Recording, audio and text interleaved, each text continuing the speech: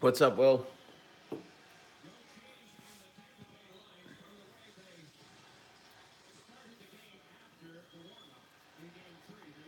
What's up, Aaron? Hey, Brian. I know we've been a little out of the mix. We had a technical issue with our studio, so we haven't been able to do any shows.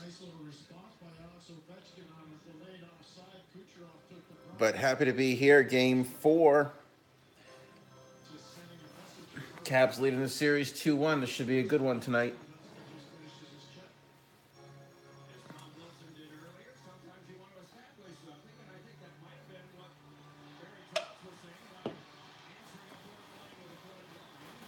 Crowd's into it for Washington already. 19:01 left in the first.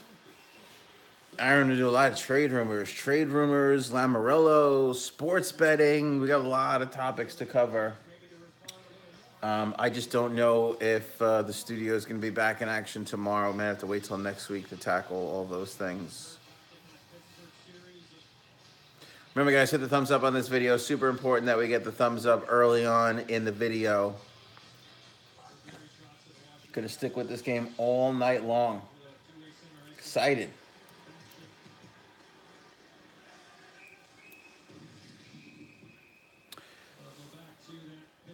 A lot of Pittsburgh trade rumors.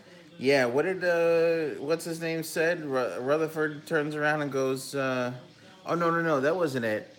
Um, what's his name down in Carolina, the new GM? I was shocked, and he turned around. And it was they asked him. So I'm paraphrasing here, but they asked him like what do you think about your guys and your roster and like Jeff Skinner and all that, and he's like, "Nah, we haven't been doing well for 8 years. It might be time for a change." I was shocked. I was shocked that he would say that. I mean, I get it. You're feeding into the whole thing. New owner, new GM, new coach, new direction. You want all that fun stuff. But to talk about, like, yeah, we might trade, like, our most prolific scorer. He hasn't been all the time. It was kind of nuts. It was kind of nuts to actually see him admit that, to be honest with you. So I thought that was interesting. But there's a lot of trade rumors. And you know what? They're only going to get bigger once the playoffs are over. So Aaron says Carolina's going to get blown up. I think so. I mean, I think there's a strong possibility of that. It's funny because I don't know if I would because they're slowly building towards something, but it's hard to argue against. We've stunk for 8 years, and a lot of these guys have been here for 6 and 7, and they're not getting it done. Maybe you do need that little shakeup. I mean, it's not like Jeff Skinner would go for nothing, nor do I think they should trade him for prospects, but who knows? He could go for another struggling forward or another forward that's just not getting it done in their market. So we'll see. But like I keep saying, this is going to be one hell of an off season. There are going to be so many things. So stick with us on the Hockey Talk Show because we're going to be covering all this stuff and talking about it. 17:45, still nothing.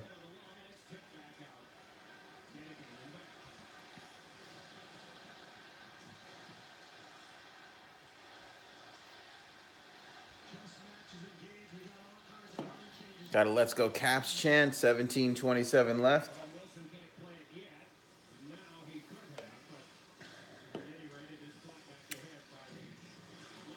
Those gummies? Nah, stick with the regular. I'm already doing those other ones.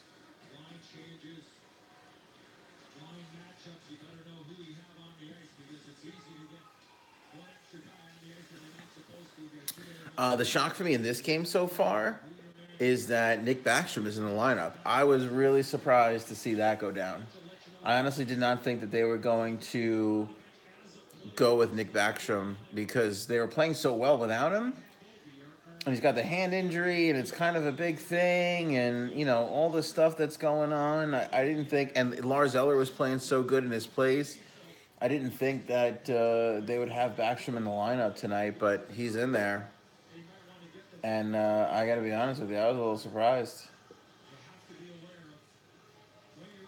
I was really, really surprised to see that. Yeah, well, I mean, there's a strategy to it. You know, maybe he's that. Maybe they thought now's the time to, you know, put the nail in the coffin here with Tampa. Let's get a 3-1 lead, put him back in the lineup, and see what happens. I mean, it's probably what they were thinking.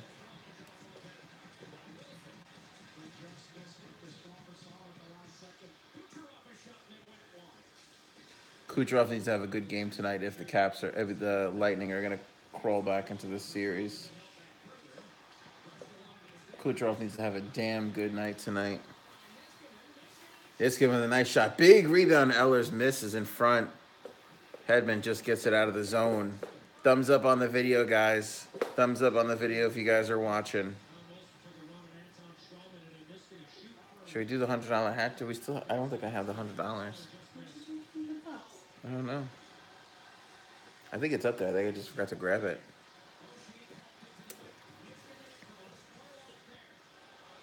Rob, thanks, man. It's nice to be back. Thanks for the kind words. Oh, what a chance up front. Oshie just missed stuff in that one home. And the Caps score 1-0. 15:32. Orlov on the big point shot. Holy cow. Holy cow. Oh, my goodness. Yeah. Is that the bigger one? Yeah. Yeah, that was good. How Oshie didn't stuff that in. Let's look at the replay here. Look at this. Oh, what a save by Vasilevsky. Oshie almost stuffed that in. Grabs Orlov. I'll tell you what, he was outside the dot, and he went opposite side on Vasilevsky. Oh, that just hit his shoulder. Whew. Hell of a shot by Orlov. Hell of a shot. Will says Kucherov or Stamkos hat trick tonight. Cool. Those will be our two. If Kucherov or no wait, they're on the same team. We need a Caps player.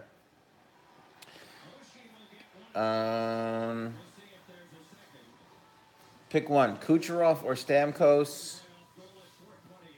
You know what? Let's do two from each. How about that? We'll go Kucherov and Stamkos for Tampa. Ovechkin. What do you want to say? Kuznetsov or Backstrom? Let me know. Ovi or Oshie, Kucherov and Stam. Let's do that. Will picked it tonight. Will got it. He was the first one in. Ovi, Oshie, Kucherov, Stamkos. $100 hat trick challenge. So if you hit the thumbs up on this video, if you shared this video to Facebook or Twitter, and if you're subscribed to our channel, if any of those four players score a hat trick, we'll give away $100 to one of our viewers tonight. Good deal? Thumbs up on the vid, though. Got to put the thumbs up on the video. Rob, getting back to you. I miss talking hockey with you guys. Very kind of you to say. Had some studio issues. Hopefully we'll have it fixed by next week.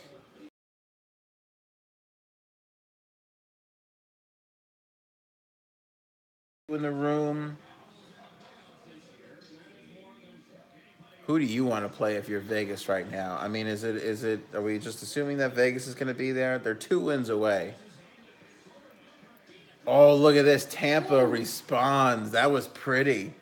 Tic-tac-toe passing. And got an ooh out of the misses. Wow.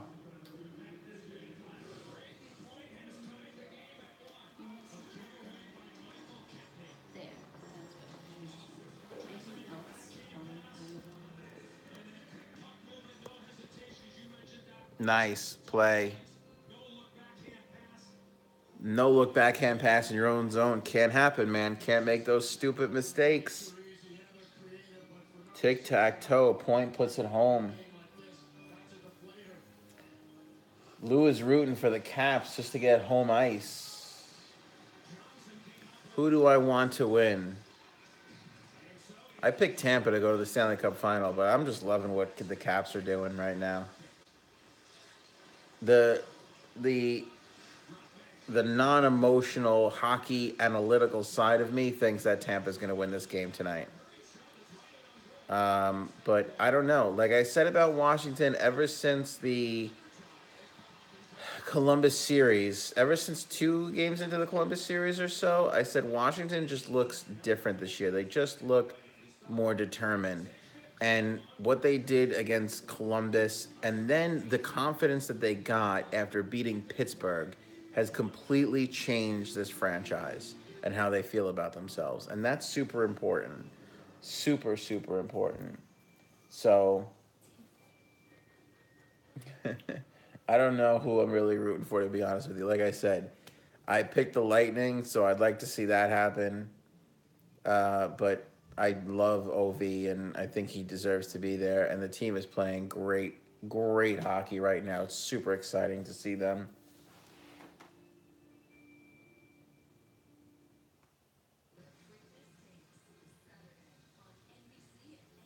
Again, don't forget, guys, thumbs up on the video and $100 hat trick challenge. If you hit the thumbs up, you're subscribed, and you share this video right now to Twitter or Facebook.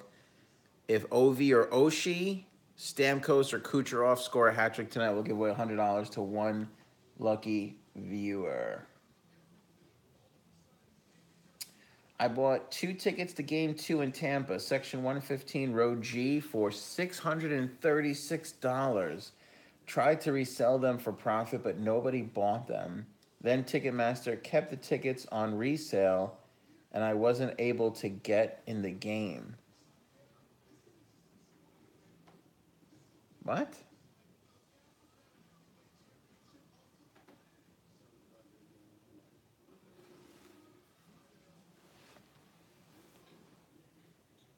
Should do a shutout challenge. Not a bad idea. But I come from the world of radio. Unless you can make alliteration work, I can't do it. So $100 hat trick challenge is amazing. If you can figure out something to go with a shutout, the C note shutout, no, that doesn't work. You got to come up with something.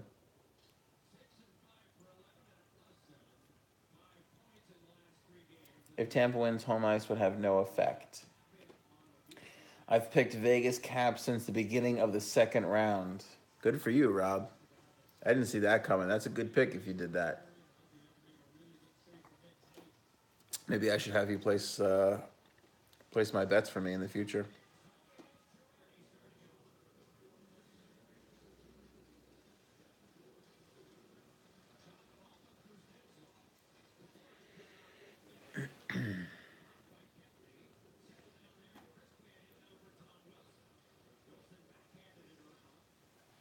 You should do a challenge for whoever picks the correct score per game.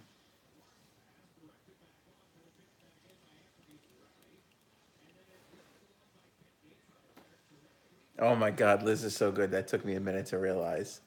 The $99 no for a shutout. That's it. That's it right there. I'll tell you what, Liz, for coming up with such a brilliant idea, and since it'll only cost me $99, if that happens, you get the extra dollar just for coming up with the idea. Don't thank me. That's just the kind of generous guy that I am. 6-4 Caps over Tampa shots on goal. We got a penalty here, holding. Who's that going to be on? Anybody else shocked as all hell that Lars Eller is actually a hockey player? I didn't see that coming.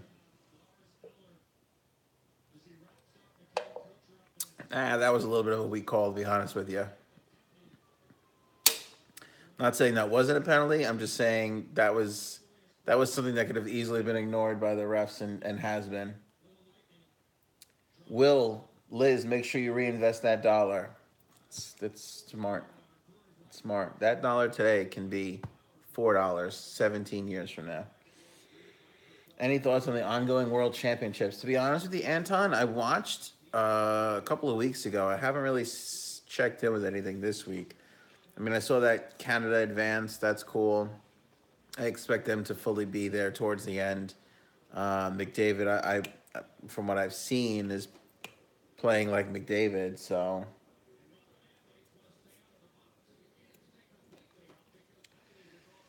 Mark, I'm ignored at Ticketmaster and trying to get a refund, plus their fees are ridiculous. Dude, if you have the bill on that and you didn't use the tickets, You should definitely cause a stink. Ticketmaster has done some A, shady things, and B, they're a huge company where not a lot of people give a crap. So keep pushing. You'll probably get your money back.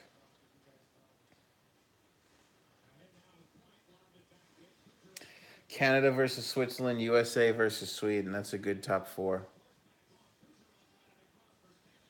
All right, let's see this Tampa power play here. Minute left. 11:37 in the first.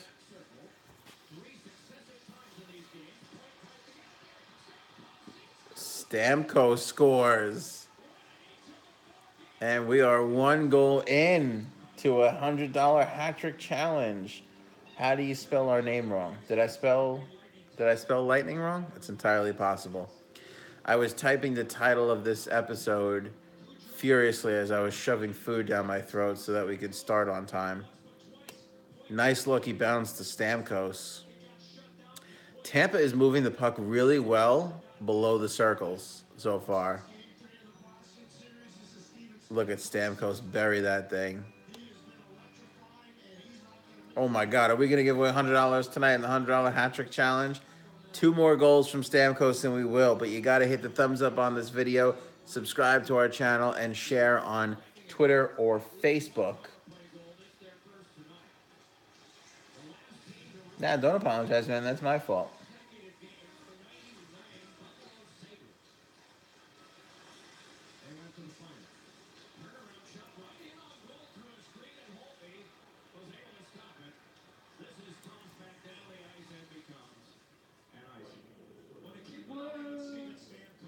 Anything else? Thank you.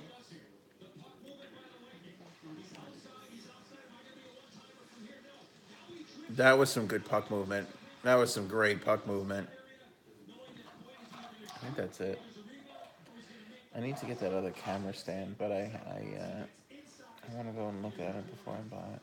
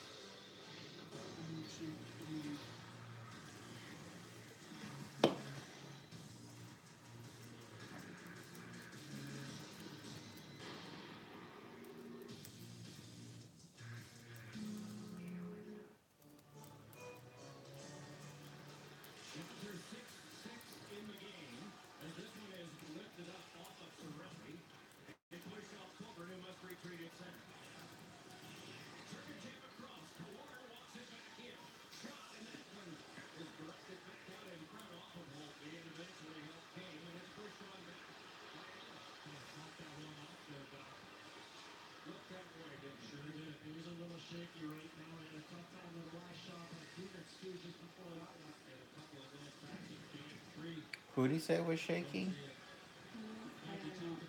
He's my baby shaker.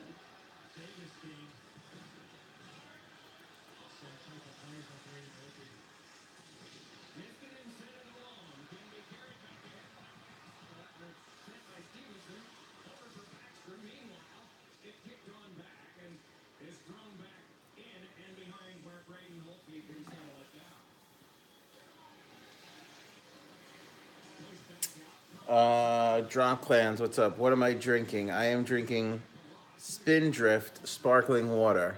I can't think of a less masculine thing to be pointing out. But I got to get up at 4 o'clock in the morning to do a radio show, so that's why I'm drinking Spindrift. Let's see here. Does Tampa deserve to be winning so far? Definitely, Austin, yes.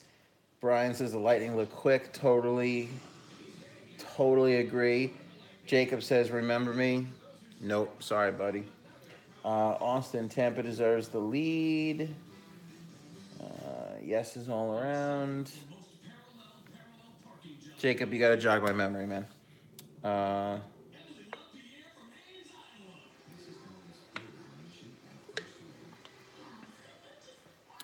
Anybody else really excited that Carlton is still getting work in 2018? I'm just happy to see him still a working actor, even if he has fallen all the way down to a progressive commercial.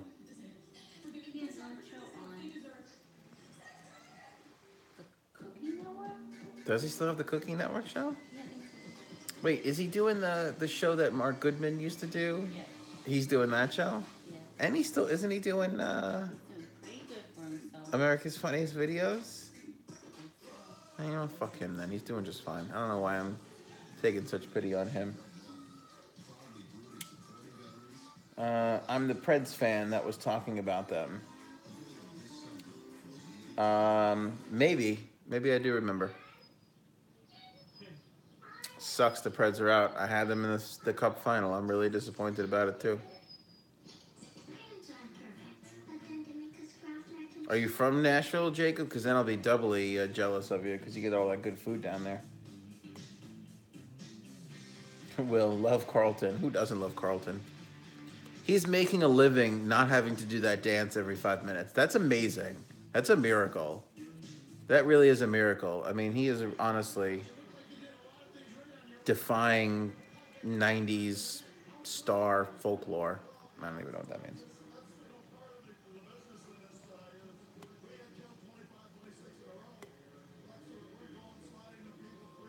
Kale, if Vegas wins, it will alter my love for this sport. You cannot possibly mean that. That has to be a joke. That has to be a joke.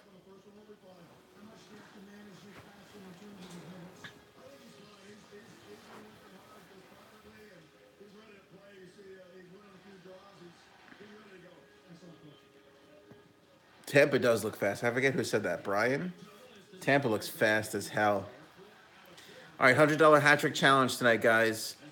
If one of our designated players scores a hat trick and you like this video, you subscribe to our channel, and you've shared this on Twitter and Facebook, I'm going to give away $100 to one of the viewers, to one of our subscribers, I should say. But you got to do all that before the hat trick occurs. Stamkos and Kucherov for the Lightning.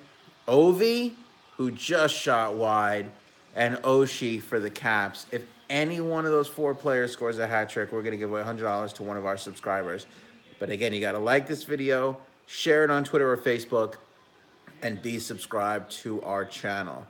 Stamkos already has a goal. We're just 2 away from giving away $100.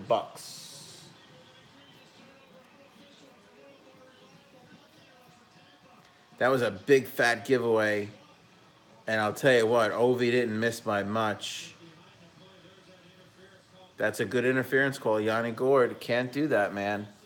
Can't do that. That's an interference call. I tell you what, Wilson is a tough player, and he can be a little dirty in the suspension and all that, but he takes a lot of crap from people too.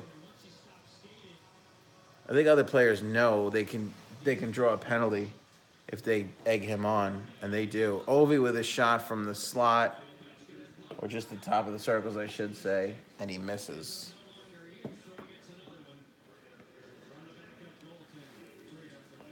What's up, Mike? Welcome in. How's everybody doing tonight? I'm excited to have hockey.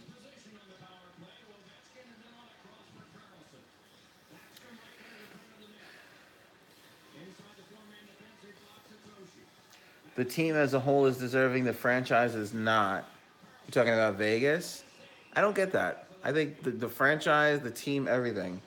I put zero credence to the argument that they shouldn't deserve to win because it's their first year.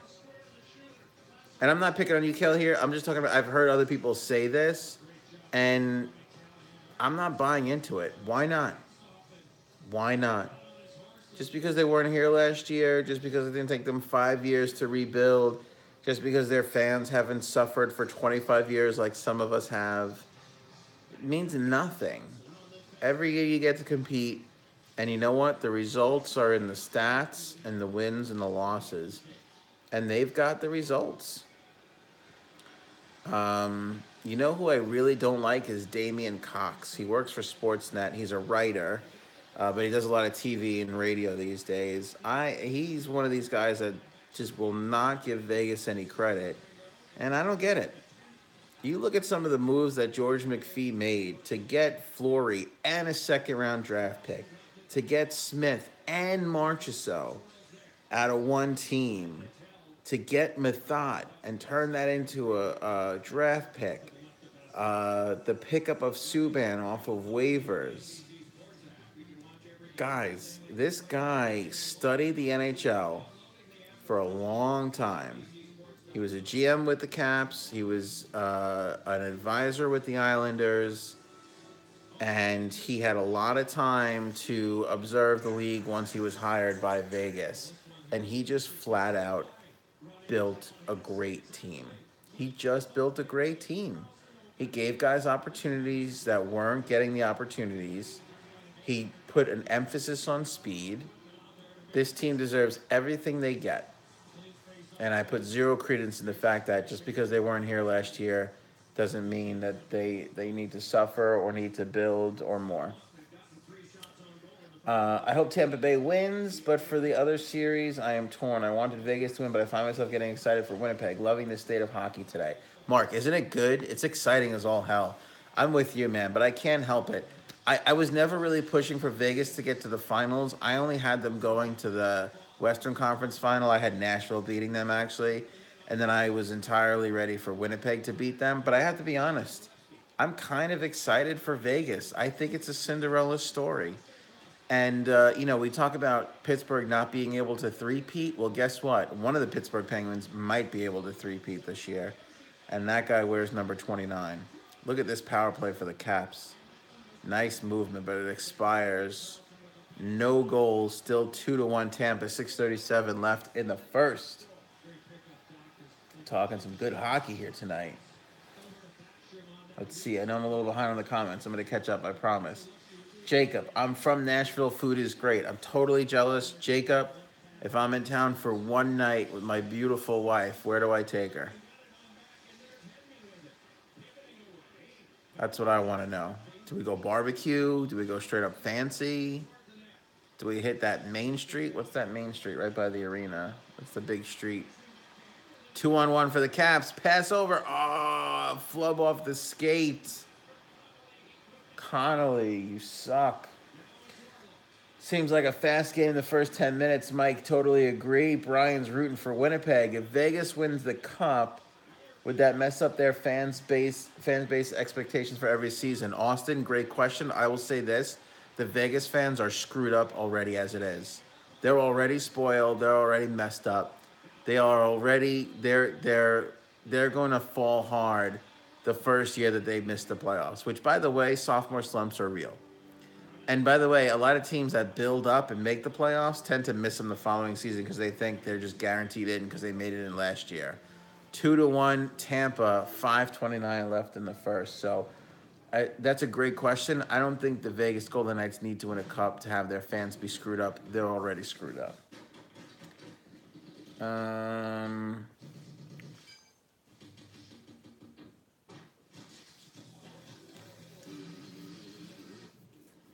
Rob agrees with Austin. Scheifele for Winnipeg is on fire. 14 goals in the playoffs.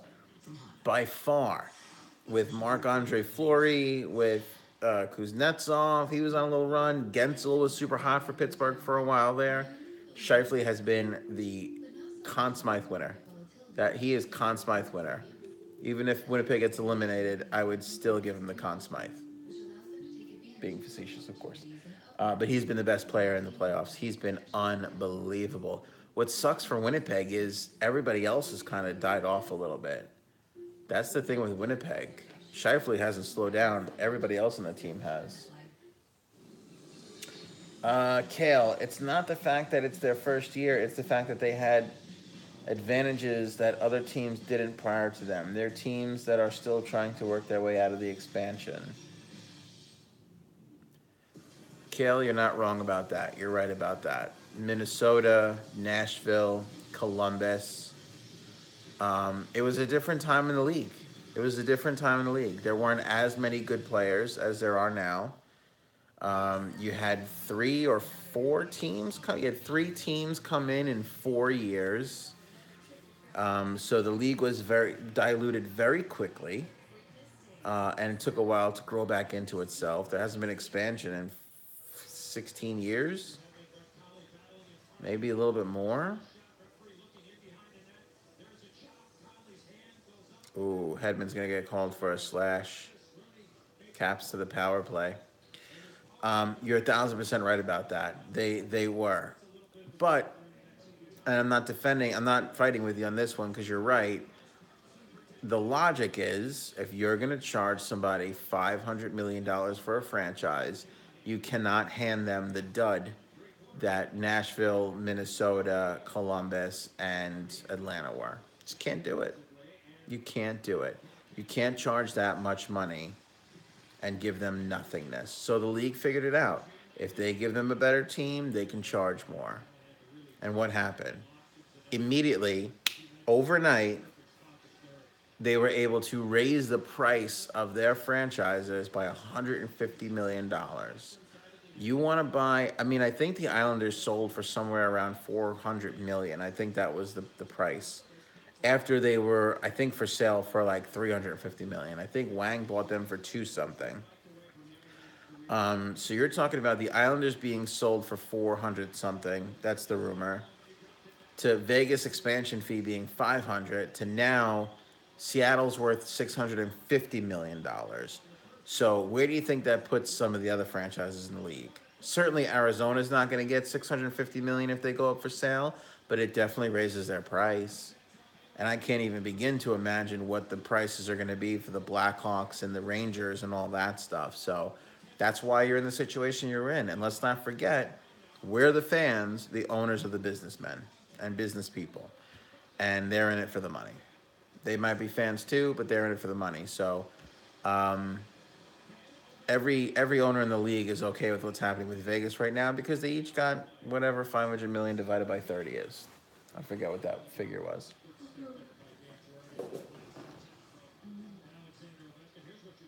Rob, it kind of makes me jealous as a CBJ fan, though. Honestly, totally get it, man. You should have a little animosity. You should definitely have a little animosity towards the league for what occurred.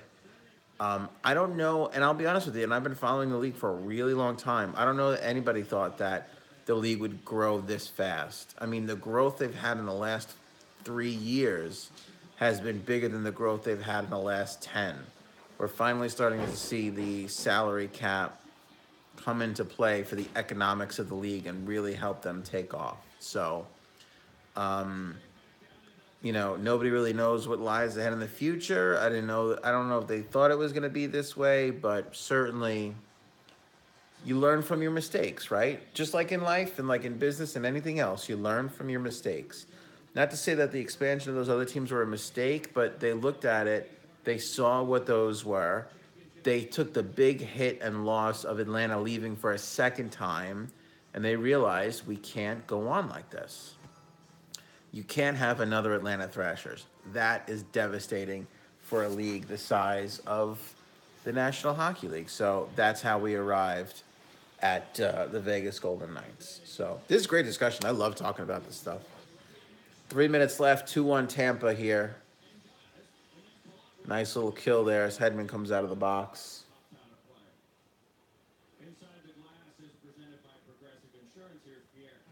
Islanders were an expansion team that won the Cup their first year, right? No. Isles came in 72. It took them 8 years to win a Cup. Still pretty fast. Now, it wasn't the fastest because the league was expanding a lot, so eventually all the expansion teams were winning at some point. But 8 years was considered fairly fast. Again, it's Islanders to say Minnesota or Nashville because Islanders didn't have to go past as many teams. Aaron hopes Vegas wins the Cup. Vegas has 7 guys having career years. Brian, it's true. And that speaks to giving these guys an opportunity. Yeah, a lot of them are probably upset that their team passed on them, but really at the end of the day, it's somebody saying, hey, I believe in you, here's a chance. And some players, some people in life, when you hire them or when you give them an opportunity, grab that ball and run. And you're right. There's a lot more than one guy doing that right now for the Vegas Golden Knights.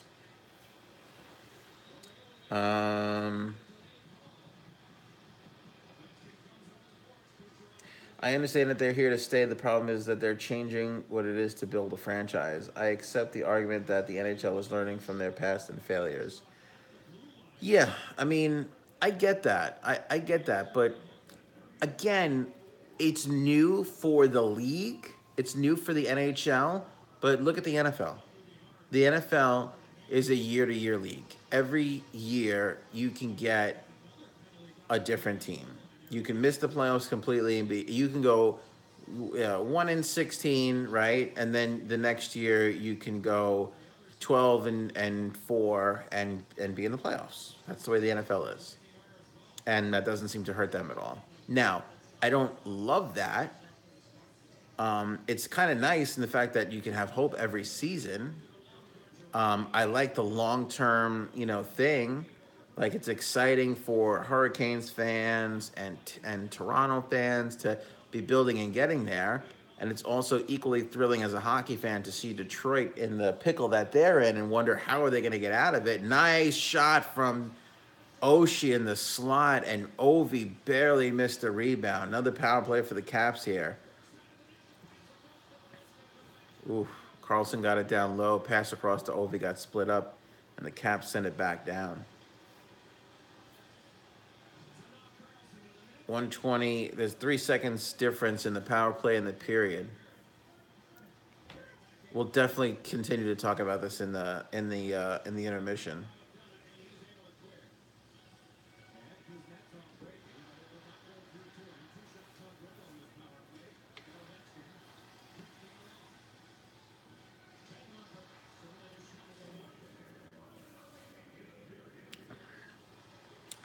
1 minute left. Caps regrouping in their own period. Neutral zone. Ovi throws it in. McDonough first to get to it. Tampa clears. Guys, thumbs up on this video. Again, $100 hat trick challenge. Ovi, Oshie, Stamkos, Kucherov. Any one of those 4 players scores a hat trick, we're going to give away $100 tonight to a subscriber who is A, subscribed, B, hit the like button on this video, and C, share this to Facebook or Twitter. You have to do that before the hat trick is completed. So make sure you do it right now. Subscribe, hit the thumbs up, and throw this on your Twitter or Facebook. Fans are getting frustrated, understandably so. Can't convert on the power play a couple of times, and the Caps are going to go into the locker room with a 2-1 deficit, leading in the series 2-1. All right, so let's get back into it. So yeah, the NFL, it's great to see, like, can Detroit get themselves out of it? It's kind of fun. It's strategy. It's the trade rumors. It's contracts. It's all that fun stuff. But again, plenty of strategy went into George McPhee in doing what he did. Like, not only does he have a contender this year, but he's got a future because he got a lot of prospects and he's got a lot of draft picks. A lot of draft picks.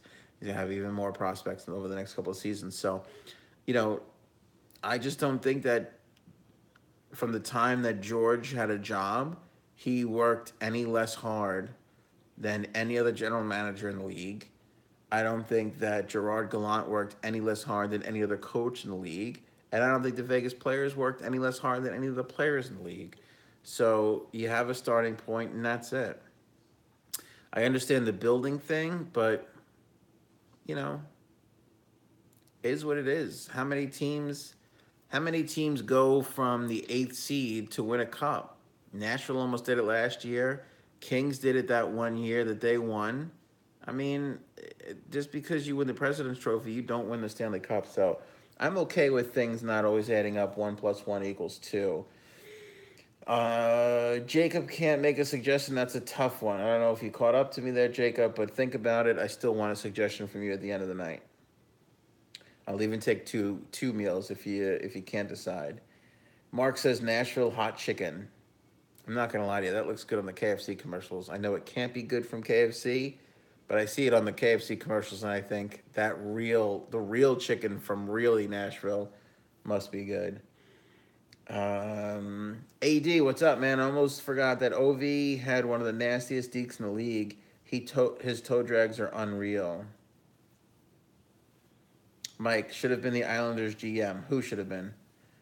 Vegas could get Carlson or Tavares. Any elite free agent player should be looking at Vegas. One of the things that I've been thinking about lately is Tavares, and I wanted to talk about this the other night, but unfortunately we had some tech difficulties in the studio. I think Tavares to Vegas is a strong possibility. I really, really do.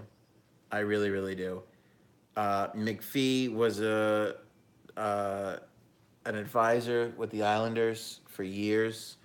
Knows John in and out. Not like that matters. Everybody knows how great of a player John is. I think John's desire to win. I think John's desire to cash in. All those things. The possibility of Tavares to the Vegas Golden Knights is as good, if not better, than him going anywhere else or staying with the Islanders. I honestly believe that. I thought that San Jose would have been a good fit because, again, I think he's going to be looking for a winner and someone that could pay him. And when you start to look at those teams, certainly he can go to a winner and take less. But when you look at can he go to a winner and get paid at the same time, Vegas is in the West. Vegas is two wins away from the Stanley Cup final. How is he not going to think about that? It's a great place to live. It's very, believe it or not, Vegas is very similar to Long Island. Very similar. And here's what I mean by that. We don't have casinos. Actually, we do have a casino now. We actually have a couple of, but they're like BS little casinos. But it's same sort of population-wise. We got just as many rock stars, celebrity chefs, and great restaurants as they do. That's important to players. They go out to dinner a lot. You get a nice place to live, nice home. The media attention's not out of control, but it's good enough. Long Island is next to the biggest market in the world. It's close to a city. Vegas, fairly close to Los Angeles. If there's commercial or endorsement opportunities, that's obviously where that would come from. And by the way, there is a lot of production that goes on in Vegas as well. Great entertainment. Out here on the island, we get outstanding entertainment. Both on the island and in the city, you get outstanding entertainment in Vegas. So there's a lot of similarities between Vegas and Long Island. And I just see a lot of good reasons for him to want to go there. Coach Dan, what's up? How are you? Fuefifi, welcome in. Brian Carlson wants too much money, not worth it. 41 goals last year. Could be a fluke, but it's hard not to pay a 41 goal scorer. Especially when he works out so well with his team. I think they offer Carlson an extension. He's an RFA, so it's a little bit different for him. McPhee might be able to negotiate him to a real friendly deal. We'll see.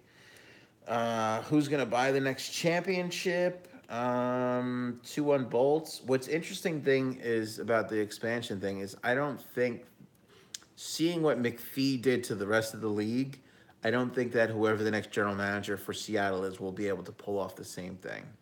I really, really don't feel that way. I think in some cases, some teams will be like, we'll give you a pick to protect this player.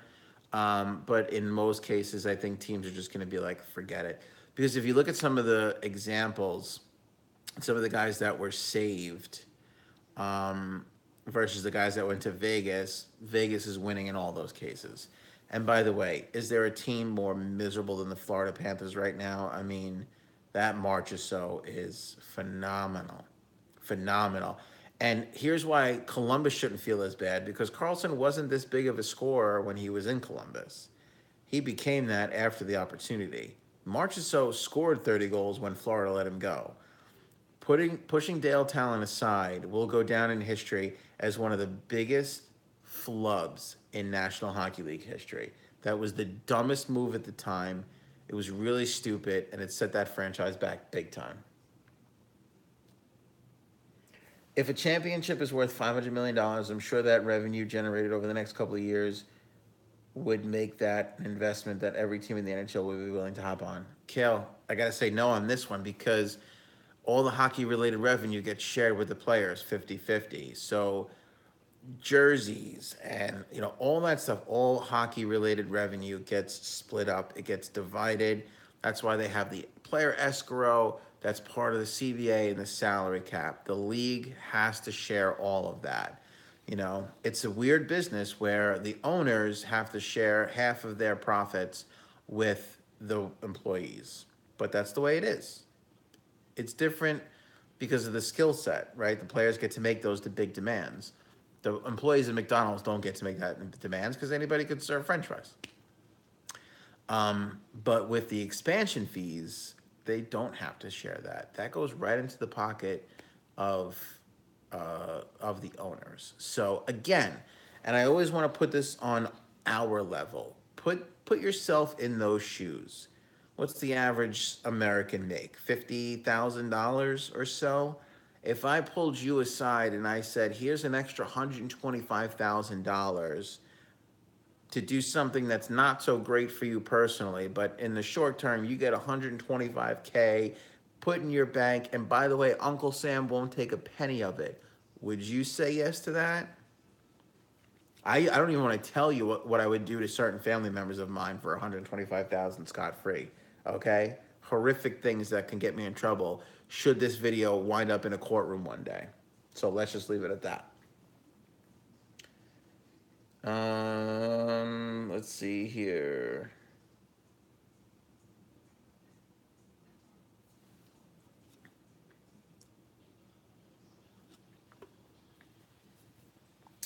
Lou, this is what the league needed from a standpoint of, hey, let's take a better look at these third and fourth liners before we bribe this new team to take William Carson by giving them a first-round pick.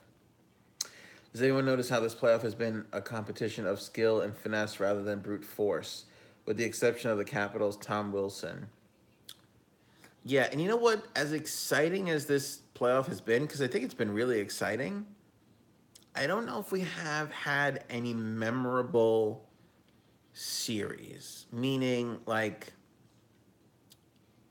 Detroit, Colorado, right? Like that was a rivalry born out of the playoffs.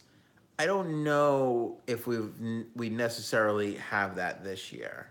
We didn't really see that anywhere. I think about Islanders Toronto from '01, still memorable to this very day. The Boston, Montreal, and some of those playoff matchups, right? Like some of the ones that you remember for years to come. I don't know if we have that necessarily. Not to say that it's bad. Again, it's been a good playoff, but memorable series. I just don't know if we have that. Vegas has something to prove. Best player on the Golden Knights is Tuck. He's been a hell of a find. Playoff series has made me fall in love with hockey more as a sport. Kale, awesome. Unless you're the Jets and you suck every year. Coach Dan, going back to my NFL point from moments ago. I'm sorry, I got to catch up on the chat here.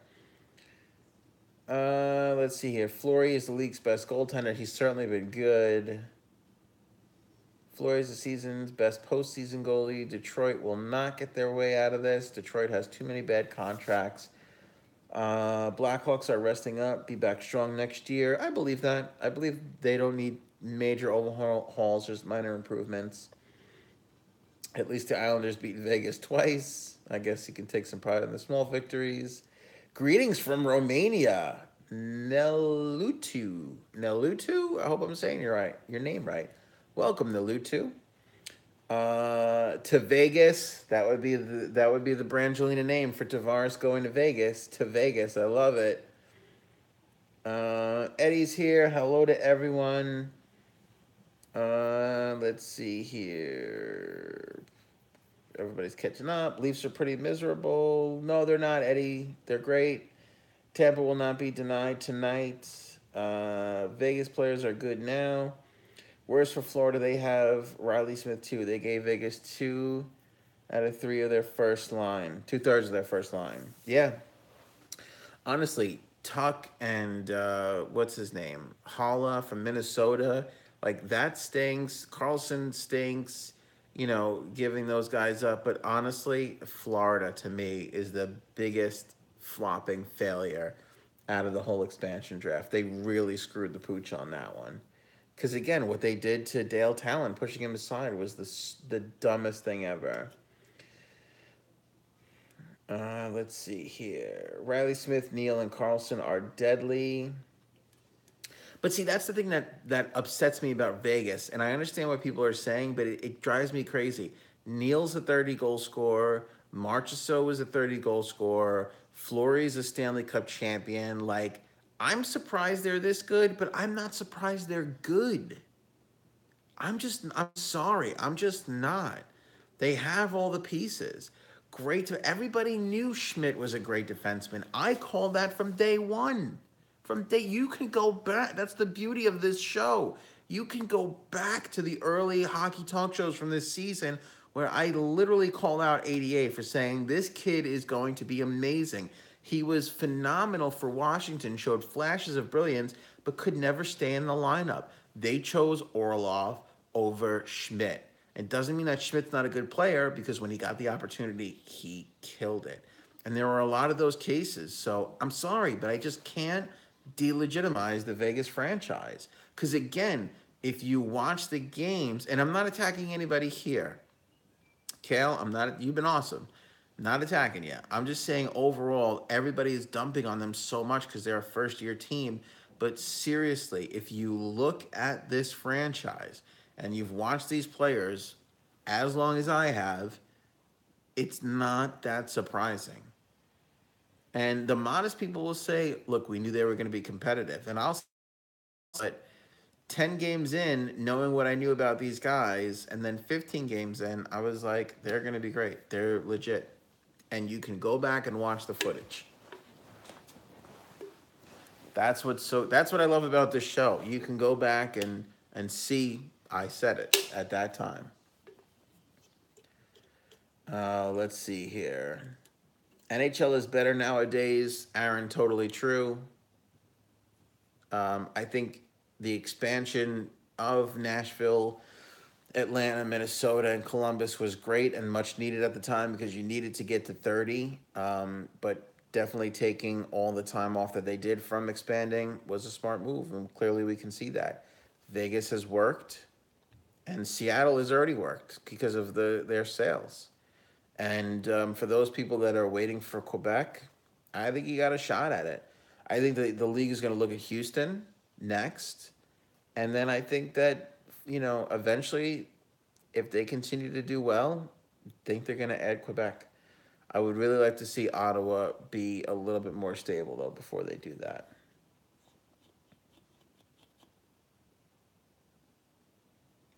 Gary needs to get rid of offsides, and NHL will be super exciting. That's true.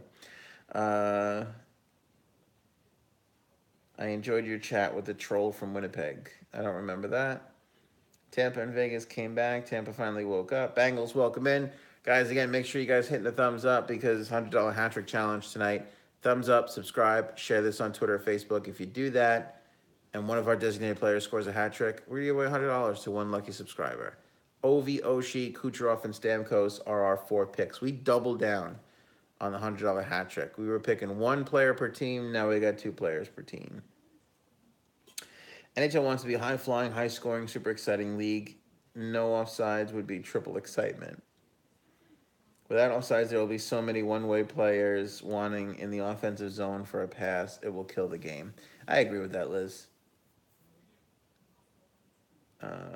What to do with Ottawa? I think a lot of people want Ottawa to move to Quebec. I just don't think that you can have an unhealthy franchise near a region where you add a team that, although passionate and like Winnipeg, I think will sell out a lot.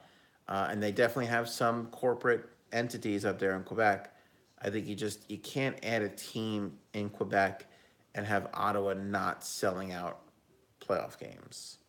I think Ottawa needs to figure out that downtown arena, and once they get that done and solidified, and it's working, and that franchise is healthy, then you could go ahead and stick a team in Quebec. By the way, I wasn't in favor of Vegas at first, not with Arizona in the state that it's in. I wasn't down with putting a team in Vegas when you have the Arizona Coyotes not knowing what's due. But the league thought otherwise, and nobody asked me. So, and it's worked out well. And I think, honestly, feel like Arizona will be okay in the long run. I think they're going to be fine. We know the deal there. Like Florida is going to be fine. When Florida gets into the playoffs a couple of years in a row, people are going to return. The area is just too big. Tampa's far too successful. It's a hockey world down there in Florida nowadays. I think that'll work once the team gets back to some modicum of success. And that's what Arizona needs to do as well. Canada needs an expansion team in Regina. Yeah, that's also an interesting thing. Do you put a team in Quebec or do you put a second team in the Toronto, Markham, wherever you want to put them? Do you put another team in the outskirts of Toronto somewhere? Um, I don't know what the answer to that is. I think that Quebec is crazed for hockey, and I think like Winnipeg, it would work, even though it's small market. And I think that Toronto is such a big market that a second team would work there. So I don't really know. I do like the idea of Toronto getting a second team because that would be a ridiculous rivalry. A ridiculous rivalry. But again, Toronto is such a huge moneymaker. Do you want to go in and spoil that? I'm not sure. Certainly worked in the metropolitan area, adding the Islanders and the Devils, though. So, let's see. Saskatoon says Eddie, NBA on ice. Yeah, if they had no offsides. Coyotes to Canada. I think Gary Bettman is determined during his tenure to not have another franchise relocate. Again, if he was crazy enough to buy the Coyotes and keep them afloat while they found an owner, I think that there's nothing that'll stop him from doing it again. Uh, the Yeek Gamer. Welcome in, Yeek Gamer. Hit the thumbs up in this video, subscribe, and share this video on Twitter or Facebook, and you could be in the $100 hat trick challenge. If Ovi or Oshie, Kucherov, or Stamkos score a hat trick tonight, we're going to give away $100 to one of our subscribers. Portland to get a team. I don't know. I don't know. Is it too much then in the Pacific Northwest, or is Seattle so crazy successful that you say, yeah, put a team in Portland too? Give them 3 teams: Vancouver, Portland, Seattle. I don't know. I'd have to look into that, Aaron, to be honest with you.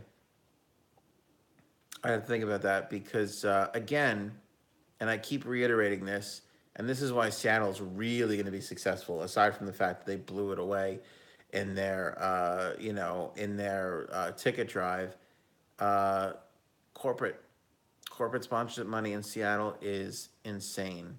Microsoft and Starbucks, and you have all these huge, massive companies that have headquarters there in Seattle. They are going to kill it on the corporate sponsorship side. And that's buying advertising time on TV and radio, buying boards, buying ice sponsorships, buying boxes. It's just killer money. It's killer money. You want to know why the Devils and the Islanders can go with some empty, empty seats in the arena and all that stuff? Because they got big corporate money. Because corporations just buy stuff. All the banks, all the financial institutions, all the big companies, they all have season tickets, boxes, all that stuff. People don't think about that a lot, but corporate money is big, big with sports.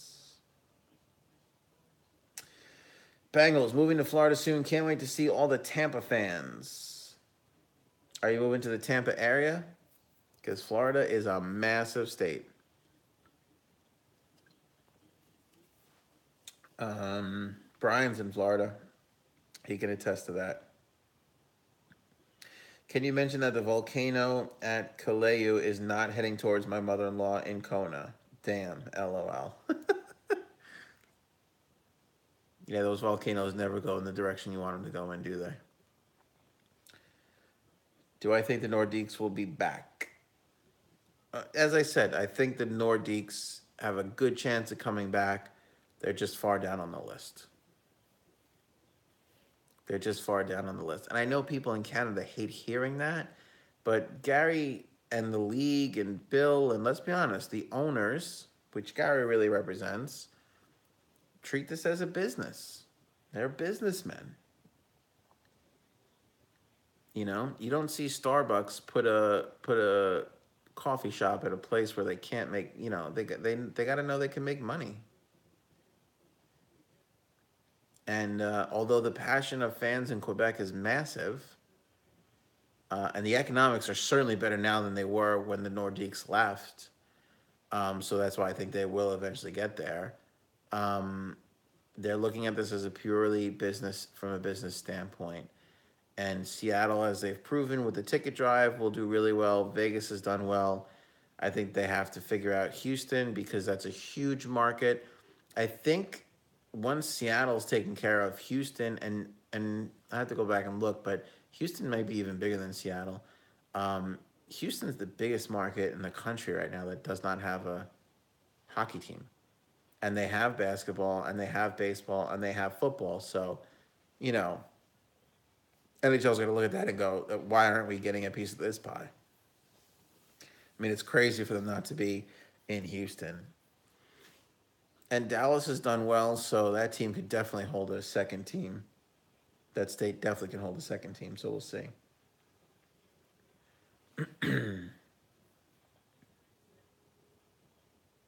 Nordiques and Whalers for life. Will, you're gonna have some good lines tonight, man. Making me laugh. If Hamilton ever got an NHL team, then Toronto would want one too. That's one of the same, though. You got to think too. These teams are regional, not necessarily based off of cities. So, like I said, anything on the outskirts of Toronto certainly would certainly work.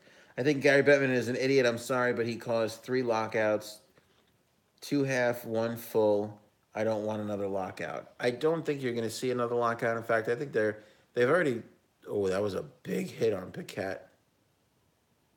Ooh, Oshie came up off his skates a little. Let me see this. That needs to be reviewed. Oshie left his skates. That's not a good hit. That is not a good hit. The Yeet Gamer, I love your comment here. I do. It's interesting. Gary, there were a lot of lockouts, but you know what? I think they were the necessary growing pains for the league to get to a healthy place. Meaning, if it wasn't Gary Bettman in that seat, whoever was in that seat would have taken basically a similar path because the league just needed to be there. You know, like I said, before the lockout, we had teams that had $65 million payrolls playing teams that had $12 million payrolls. That's not healthy. That's just not healthy. And as we've seen, every other league has taken this formula up.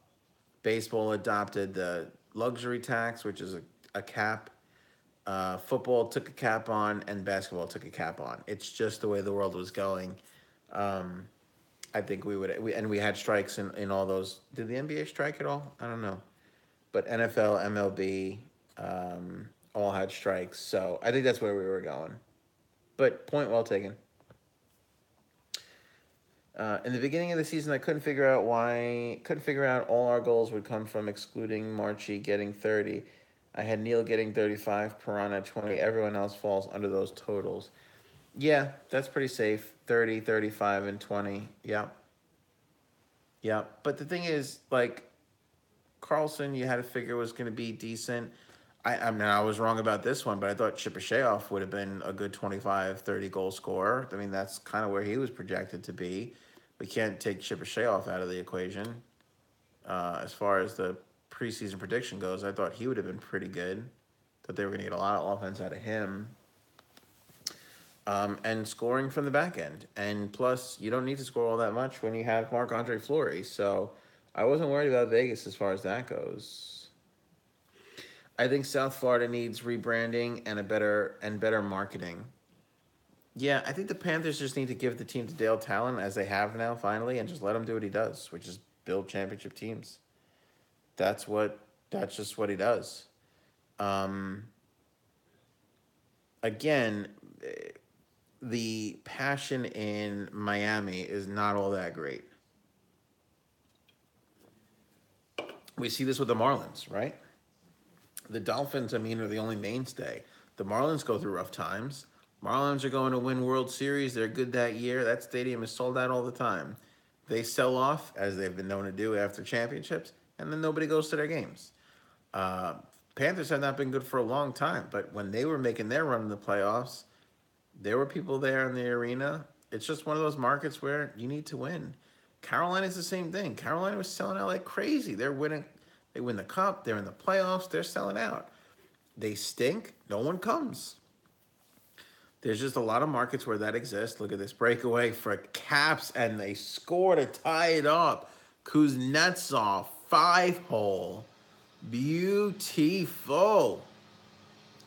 Oh, Vasilevsky's going to want that one back. That looked like 5-hole to me. I can't believe how great the Tampa defense is and how poorly they are playing in this series. The Tampa defense is not playing as good as they should be. Look at this. Was that Hedman or McDonough that got beat? I can't see. Ovechkin with a great backhand pass. Oh, that was Jan Gord back there. Jesus. Oh. Kuznetsov, 5-hole. Just off of the stick. Boy, Kuznetsov has been good, hasn't he?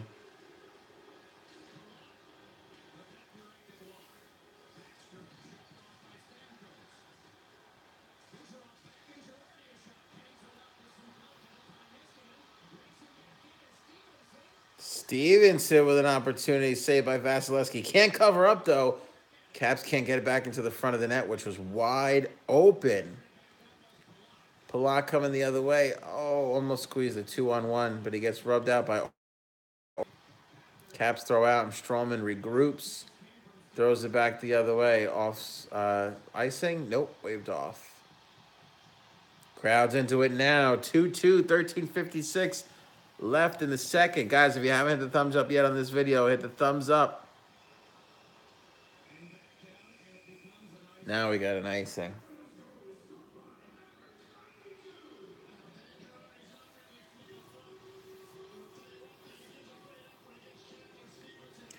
Green Bay should get a team. Interesting. That's interesting. Boy, the Packers do well. That area is great. I got some family that lives up in that area, Milwaukee to be exact. Yeah,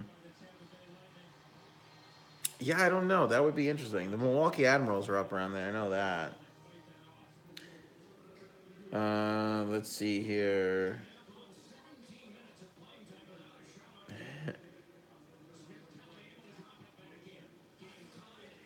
Mark, I am in Florida, Ocala. My parents are in Ocala, Mark.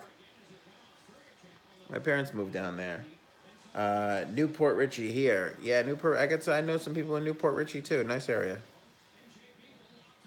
Really, really nice area. Louis over at Vegas Golden Knights coverage, who, by the way, did a great vlog / recap video of the Golden Knights win last night. What I like when Lou goes into the Vegas games is you get a real feel of what that town is like, which is unbelievable. Unbelievable. They got the marching band running around the arena. They got the concerts going on outside. Penalty coming up to Tampa here. You want to be jealous of something about Vegas? Be jealous of their presentation because it's unbelievable. The atmosphere in that arena, from Lou's videos and some others that I've seen, I mean, far better than all the teams that are in the league right now. All the teams in the league have to play catch up to Vegas as far as that pregame ritual goes. And I'm not even talking about the stuff they do right before puck drop. I'm just talking about the stuff they do 2-3 hours before the game. It's ridiculous. And it's Vegas. It's a party town. It lends itself to that. You can go gamble. You can go see some shows. You can go have some drinks, hang around. New York is like that too. Before a Ranger game, the problem is New York is always like that. But before a Ranger game, all the bars in the area, people are wearing their Rangers jerseys. They're hanging out. There's a party atmosphere there. It's good. It's really good. So like I was saying, Lou's last video we put up on the Hockey Talk Show Facebook page, so go check that out. And his YouTube site is awesome. Vegas Golden Knights coverage. Make sure you subscribe to him. Lou says, you get me excited to do some off-season Vegas Golden Knight videos. I got a lot of good topics and reasons for some stuff. I think Carlson signs with us for $5 million. the lowest and 7 mil the highest. That'll certainly be the range. Again, he needs to be rewarded, but McPhee is going to say, look, it's 1 year. And they have him as an RFA. RFAs don't have a whole ton of rights. But we'll see. We'll see what happens. A lot of variables can happen there. Aaron writes, what's a Nordique? Brian says Houston Coyotes. I don't think Gary wants to move a team. I'm not saying it's impossible. I just don't think he wants to move a team. And let's be honest, he's done a good job. I don't know if Barroway is the answer in Arizona. I don't know if Dundon is the answer in Carolina. But Gary has done a good job at finding owners. He's had to find multiple for some teams, but he does a good job. He does a good job finding owners.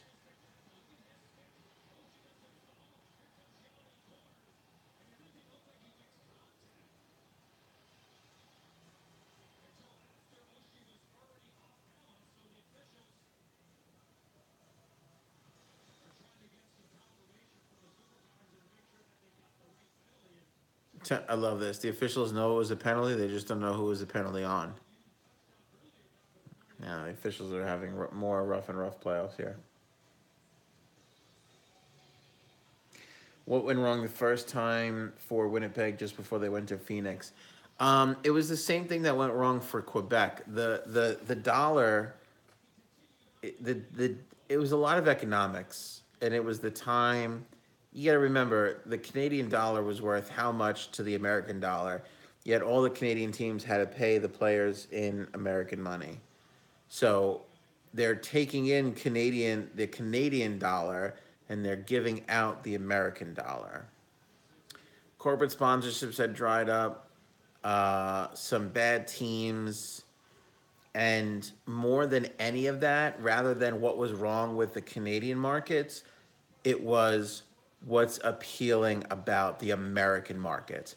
It wasn't necessarily what was wrong with Quebec, because there were some challenges economics wise and everything else. It was, holy cow, we got a new arena, a fresh market, American money in Colorado. That's what it was. It was the same thing for Hartford. Hartford economically could not make it work. You have a growing, blowing up, exploding market in Carolina, new arena, all the stuff that comes with that, and that's why Hartford moved. So it was the same thing essentially for Winnipeg. Now, Arizona made a really dumb mistake in building that arena not in Phoenix. They started out in Phoenix, and then they moved to where they are now in Glendale, and dumb mistake. They're already talking about putting an arena back in Phoenix, and I think you absolutely have to do that to keep Arizona healthy. So that's essentially what went wrong. There was a lot of things that contributed, but I know the economics were a big, big part of that. And again, you had ownerships in Quebec, in Winnipeg, that weren't as big, and markets that aren't as big as some of the others. So, the payroll for Winnipeg might have been minuscule, and they're playing against the payrolls of the Rangers and the. You can't win that way. You can't build a winner that way. And then you had essentially the have and the have-nots in the league, and the have-nots never having that ability to move up the economic ladder. And that's why teams went for greener pastures, which were new arenas, new lease deals, and all that stuff, tax-free money from cities and all that kind of stuff. That's what Colorado, Carolina, and Arizona was offering at the time. So that's why those teams moved. The reason why things are so successful now, and this goes to the point of everybody saying I hate Gary Bettman, is now the league shares everything. Now there's a cap. So salaries are even, but there's also revenue sharing that goes on in the league. Teams that make a lot write a check to teams that don't make as much, so that everybody has a little bit of success. If you would have had those sort of economics around, you probably would have had Winnipeg stay. You probably would have had Quebec stay, because they would have been getting some money. They would have been able to be profitable in the profit sharing salary cap era. Tampa kills off this penalty here. Still 2-2. 10:44 left in the game. Aaron, I am worrying about a lockout. Don't worry about a lockout. Honestly, it's working now. The first time we had the lockout and they had the cap, what happened? All the NHL GMs started circumventing the cap. So they had to go back and do it again. And they got it right this time. I wouldn't worry about a cap. I don't really see anything being a huge disruptive factor that would cause another lockout. I think they can negotiate this one out. Whatever issues that they're going to have when the time comes. Harper, what's up with the super quiet Jet fans last week? They look like mannequins sitting so politely with their matching white shirts. Also, why all away jerseys? Is there a dress code? That's the whiteout in Winnipeg that started a long time ago. I forgot who it was that started waving a white towel in Winnipeg, and that's sort of where it came from. I believe during a playoff series. So that's why they wear the white. Why they were so quiet? That's a great question. I got to tell you, in a building that everybody says is super loud, they were super quiet when it wasn't going well for them. I don't know. Will doesn't know why it was quiet either. That makes me feel good. Will couldn't come up with a reason either. Vegas is silencing them. What about move a team back to Atlanta? Call them the Georgia Peaches. That would never happen. Nobody cares about hockey here in Florida but me. No, Tampa fills that arena up, and it's a huge arena. Ovi cannot believe that he just missed that opportunity from point blank in front, and neither can I. In fact, he's telling Vasilevsky that right now. He's saying, I can't believe I missed that. And Vasilevsky's like, I had it the whole time. Biatch. Let's see here. Again, people care about hockey when teams win. Not every team is Toronto. Not every team is Montreal, Chicago. You know. NWHL just expanded to Minnesota. Minnesota Whitecaps. Did they expand or did they relocate? Because they've had 4 teams that they've kept moving around. I hope the NWHL expands. I would like to see women's hockey become a bigger thing in this country.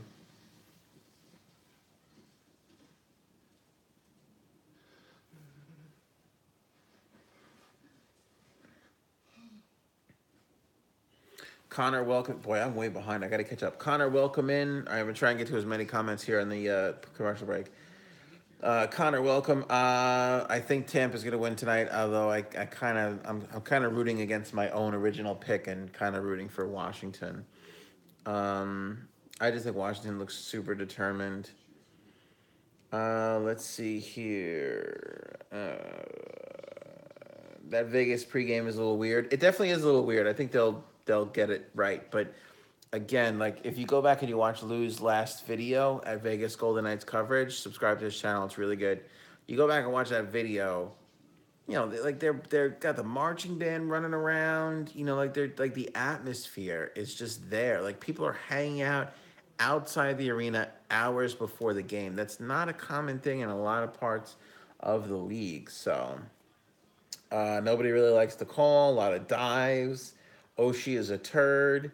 Caps always get the refs' help. Crooked zebras.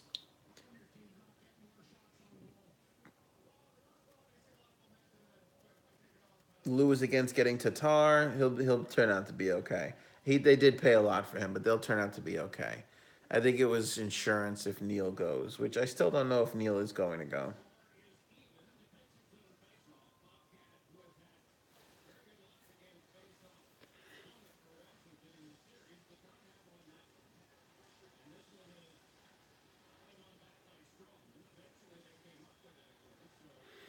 Golden Knights stole logo from the Air Force. Look up lawsuit. Yeah, I saw the lawsuit. I think that'll get dropped. I think they'll be all right. Again, it's a night. I mean, how much can you how much can you deviate from the helmet, for Christ's sake? I think that's who'll get thrown out. Another Oshie is a turd. It's a new team for the NWHL. Relocation was when the Devils took the Riveters as their sister team. They changed the name from the Riveters to the Metropolitan Riveters. No lost teams yet. Didn't they lose a team? Who was it? Buffalo, Boston, Brooklyn lost a team. Oh, that was what you were talking about. They went to Jersey. Oh, maybe that's what I was thinking of. Buffalo, Brooklyn, Boston. Who am I missing? Missing a third, a fourth.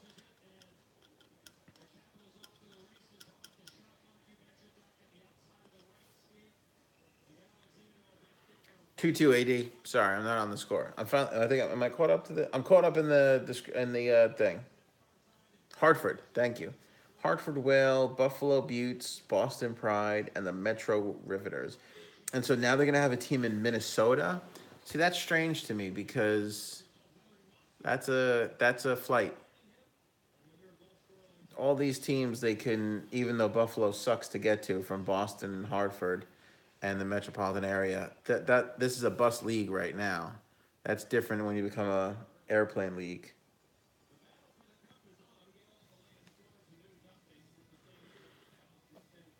My daughter is a huge fan. I was dying to go. The Riveters played in at a rink that I used to play at when I lived in Queens, and it was a great place. And I tried to get there, like the whole year. We kept looking at a couple of games to go to.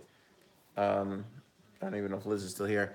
Her too, but we never were able to get there. And then when they moved to Jersey, Jersey's just a pain in the ass to get to for us on Long Island. So we haven't been, but I'm all for it. Um, on Long Island here, we have the Islanders are going to build Belmont Arena. We got Brooklyn, and we have the Coliseum. Coliseum has kind of set the stage for a minor league team. People are talking about Bridgeport moving down here, or the A expanding into Long Island. But I think it would be cool to do that and have a ladies team here. I think that would be nice.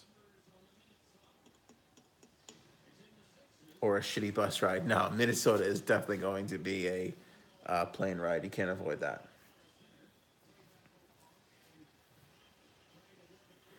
Seattle Whalers should be the name of the new expansion team. I've been keeping my eye on that, and we have a whole video on that, guys. If you want to see, go back and watch the Hockey Talk Show channel here on YouTube, and Facebook also has it.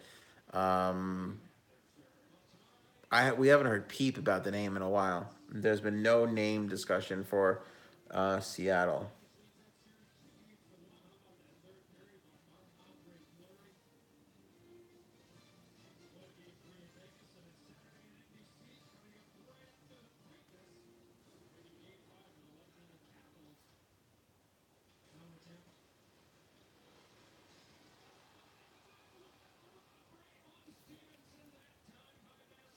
That's Leslie gonna get investigated for that robbery.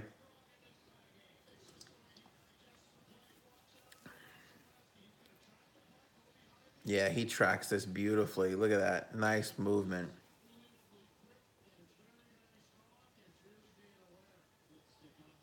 Yeah, Palak got a stick in there too. We're West Coast. We'll have to wait for the San Jose Sirens. Harper, so how does your daughter, if you guys live in the West Coast, follow the league? Does she listen online or? I don't think they stream their games video wise. They totally should. See, leagues don't think like that team should be putting all their games on Facebook Live. Why not? Facebook Live and YouTube Live. I know everybody would tune in to watch it. I know I would. I would have definitely watched more games than I wound up watching, which was zero. If I knew I could watch it from the comfort of my own home. Oh, Connolly can't tip it home.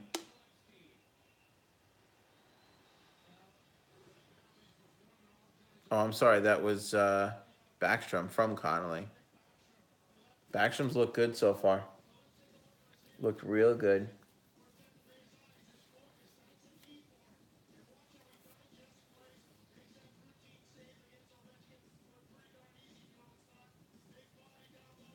Belmont Arena, is that the name? That's the name for now. They'll get a sponsor and call it something ridiculous, I'm sure.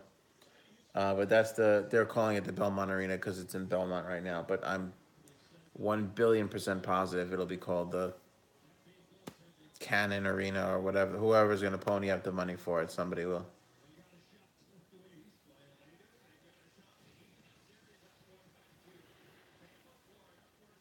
Svechnikov versus Adina. AD. We will definitely get into the prospects once the postseason is over. Got some more studying to do on that one. See, I don't like to just like take hearsay or read articles. I do read articles, but I like to watch. I like to watch tape, and I haven't watched any of those players yet. But I'm sure they got some highlights, and I'm gonna take a look at both of them and see. Certainly gonna be good. That's what's kind of exciting though. Like I feel like the stock of the players outside of what's his name, who's gonna go first, their stock is rising. 2, 3, and 4 looks like it could be just as not as good, but they will be better than I think what we all kind of assumed they would be just a couple of months ago.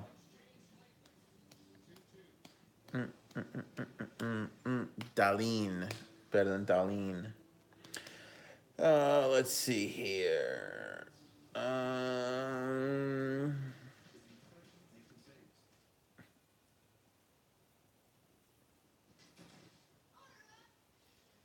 Daniel's leading Zadina. There you go. There's an opinion. Belmont would be named JetBlue Arena. 1 billion% entirely possible. The JetBlue headquarters is in Queens, which is, I think you could actually go to the top of the JetBlue headquarters and throw a baseball and hit Belmont Arena. So that's entirely possible if they want to do that. I actually, weirdly enough, back in college, I did a video.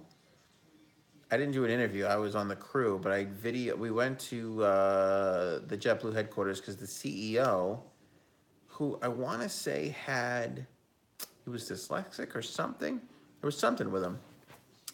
And we did an interview because he was a St. John's alum. So that was kind of cool. I got to see the JetBlue headquarters. It was exactly like you would expect. It was nice, but it wasn't like marble that. Like it wasn't, they didn't waste a lot of money putting it over the top nice. It was like adequately nice. I've definitely been in fancier offices. And I've definitely been in crummier ones. It was like JetBlue, just like their planes. It was like basic but decent, you know. And they did have blue potato chips all over their offices, which were cool.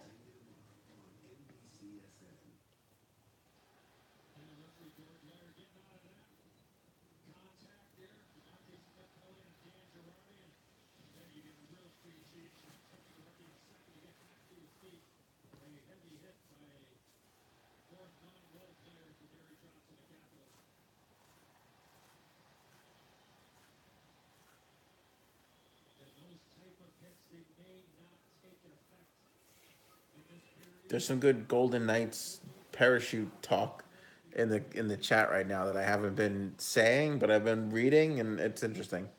That's right. You got to follow Lou in his channel. He knows all the stuff about the Golden Knights. He didn't name it Golden Knights coverage for nothing. I'll tell you that.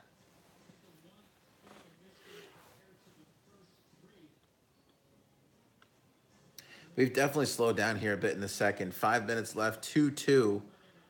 Tampa and Washington. Again, we're doing the $100 hat trick challenge, guys. So thumbs up on the video, subscribe to our channel, share this on Twitter or Facebook. If you do those 3 things, and one of our designated players scores a hat trick, we'll give away $100 to one lucky subscriber. Ovi, Oshie, Stamkos, and Kucherov are the 4. Any one of them score the hat trick, we're gonna give away the $100. So again, make sure you do our 3 things: thumbs up, subscribe, share on Twitter or Facebook. For those of you guys who are joining us for the first time, this is not what we usually do, but we have been doing for the playoffs these reaction shows. We usually do call-in, comment-in shows from our studio.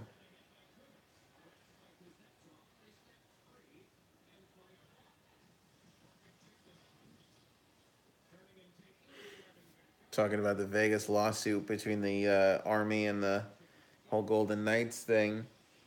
Brian says, just like the Devil Rays are now just the Rays, lawsuit with the devil. To which Will responds, nobody beats Satan.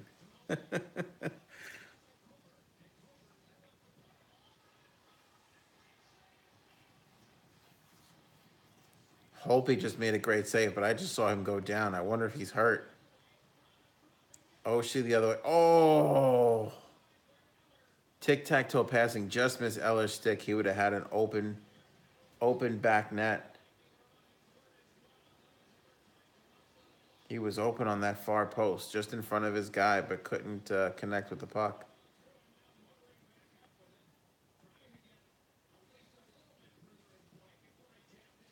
Hope he's back up and standing so he don't look hurt.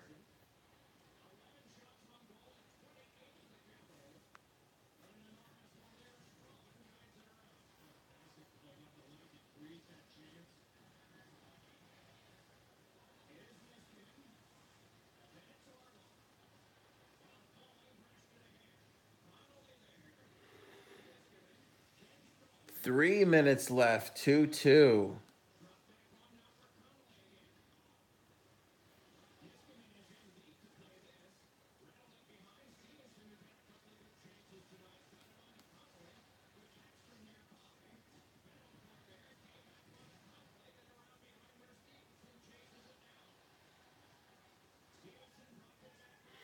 AD, I like Kachuk. He's better than his brother. I'm starting to hear a lot of that. I'm starting to hear this Kachuk could be the best one out of the whole lot. It'd be tough. Keith was good. Matthew's been good, but Keith was amazing. Oh, Wilson with a blown opportunity there to get a 2-on-1 going.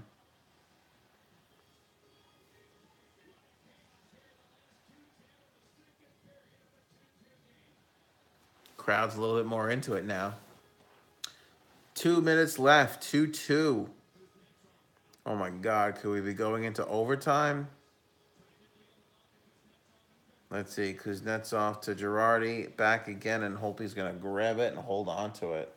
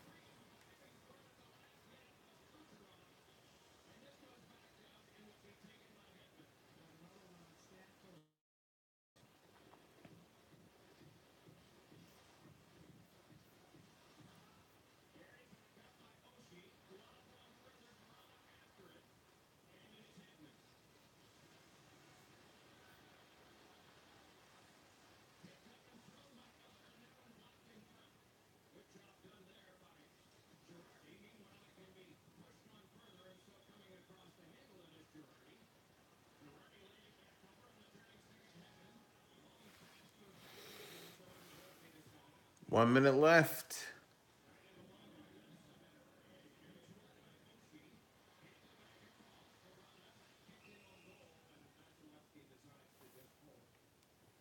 Think we're in for a hell of a third period, don't you?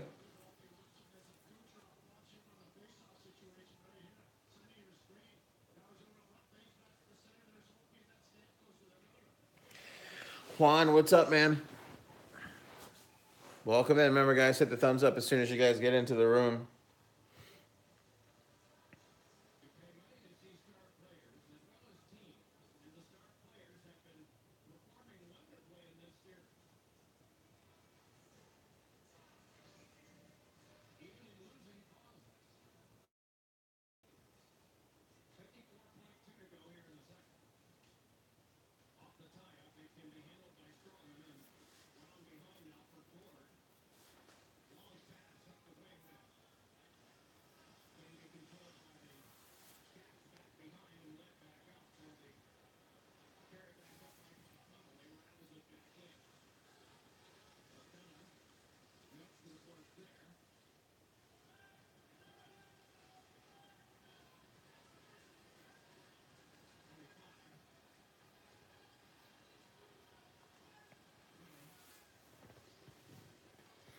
See, it's funny. I have shots on goal 29-13 in favor of the Caps. That's ridiculous. I don't know what's going on with Tampa, but they have run out of gas in this series. They are far better than how they've been playing.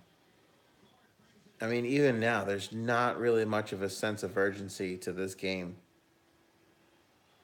They had a good first period, and they literally took this entire second period off.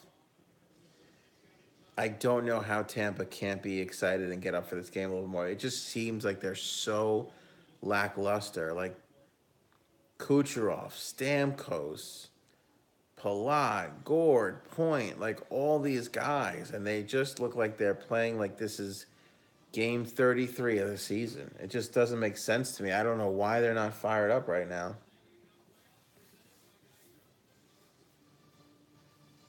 Yeah, I have 29-13 to finish up the period. Caps over Tampa in the shots on goal department. Bolts need to come out for the third like a bat out of hell.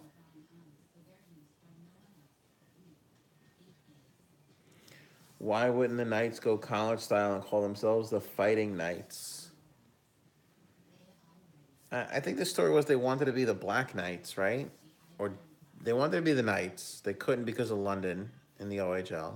Then they wanted to be the Black Knights. They couldn't do that because of the copyright. And so I think they had to go with a color, and they went gold for the desert. That's how I understood it.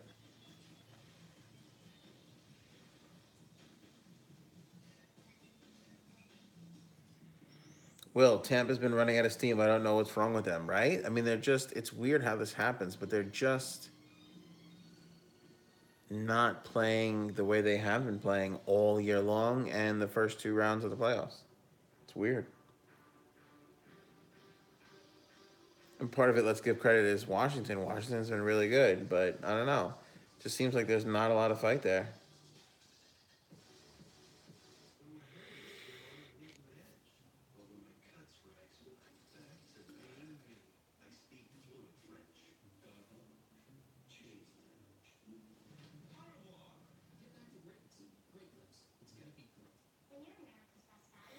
It's a good point by AD. Could be the Tampa's in the weaker conference. Metro Division much tougher. Prepares them for the playoff atmosphere. Do I think NBA playoffs hurt the NHL views, or is it irrelevant? No, it affects it. Look, a hockey fan's a hockey fan, and a basketball fan's a basketball fan. It's just you're gonna swing some percentage points in the casual sports fan. You know, that's you're gonna who is it? Golden State, Cleveland, and Boston, and so I don't think there's any overlap in the cities. I forget who Boston is playing. Boston, Cleveland, right? And Golden State, and I forget who Golden State is playing. Is it Houston? There's no overlap, I don't think. So you'll swing it in the casual fans, and I think a lot of casual fans will go and watch the basketball. Um, so yeah,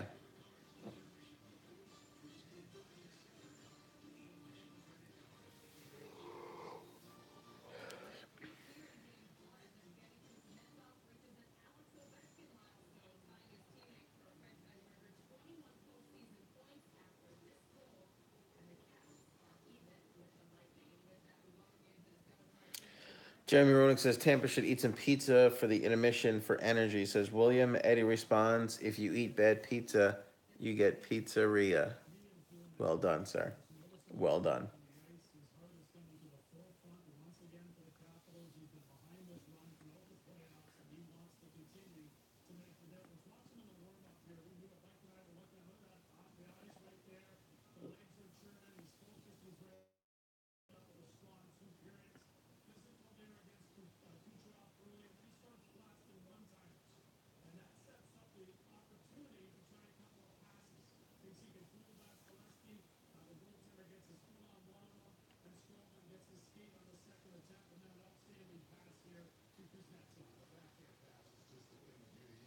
Yeah, that was a beautiful backhand pass from Ovi, wasn't it?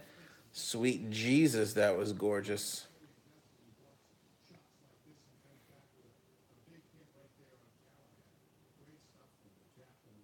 Caps are hitting better than Tampa too, aren't they? What the hell? What the hell is going on?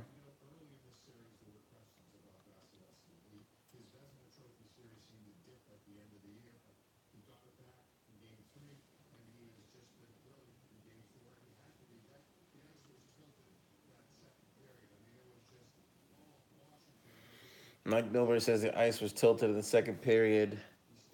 Can't argue with that. Tampa will regroup and come out scoring. Let's see.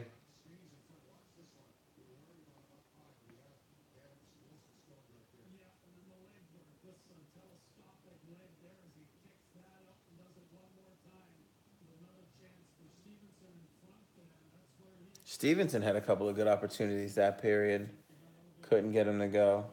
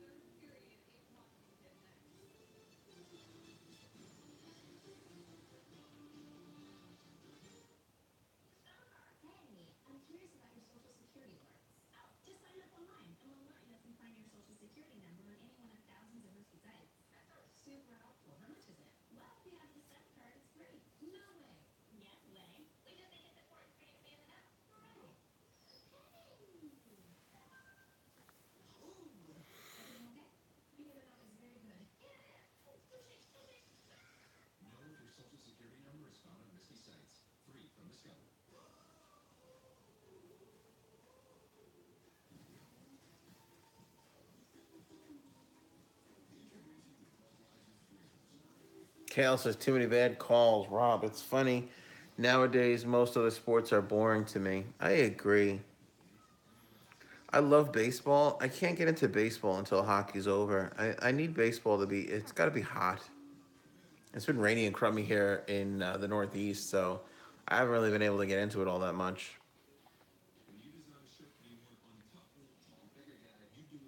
But nothing beats a nice summer night, bag of peanuts, a ice cold beer, and a baseball game. But it is so slow. I can't watch the NBA, and I like watching the NFL a lot. I'm a big fan of football.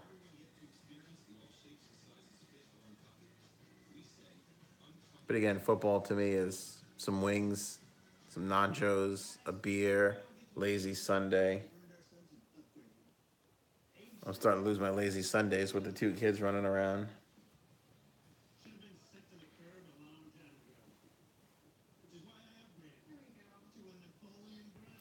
I'm actually looking forward to the World Cup.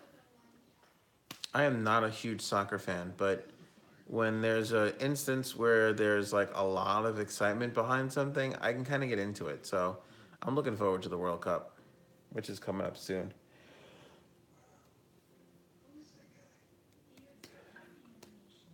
Lou, I want to see you react to Islander games next season. You seem like you would have an East Coast attitude that would make the game better. With a, I bet he can show me a good pizza place around here kind of vibe. Yeah, you know what? I promise I will do a couple of reaction videos to the Islander games. Problem is I like to be neutral on the hockey talk show, and when I'm watching an Islander game, I am not neutral. But maybe we'll do a couple. Maybe we'll do a couple. Maybe we'll do a couple Islander Ranger games. Get some of those exciting matchups. You know, I get crazy with the. I honestly, I lose my shit sometimes. It's not pretty. I don't like myself when I'm watching the games. I really don't.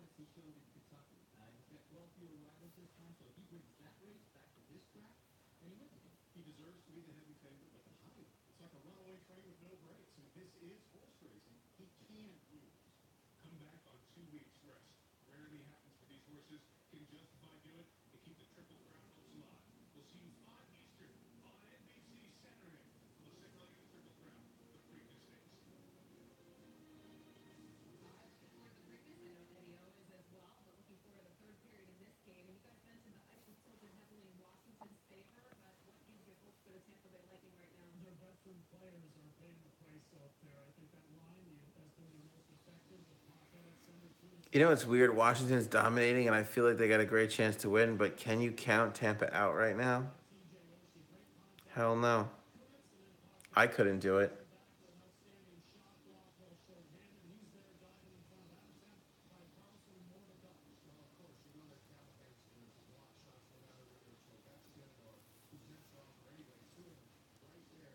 Rob. So actually, it sounds like it's food, not the sport. I tend to think about food a lot, maybe a little too much. Yeah, it is. I do love food when it comes to the NFL and the MLB. I don't really think about food when it comes to the NHL. There's no food for the NHL for me.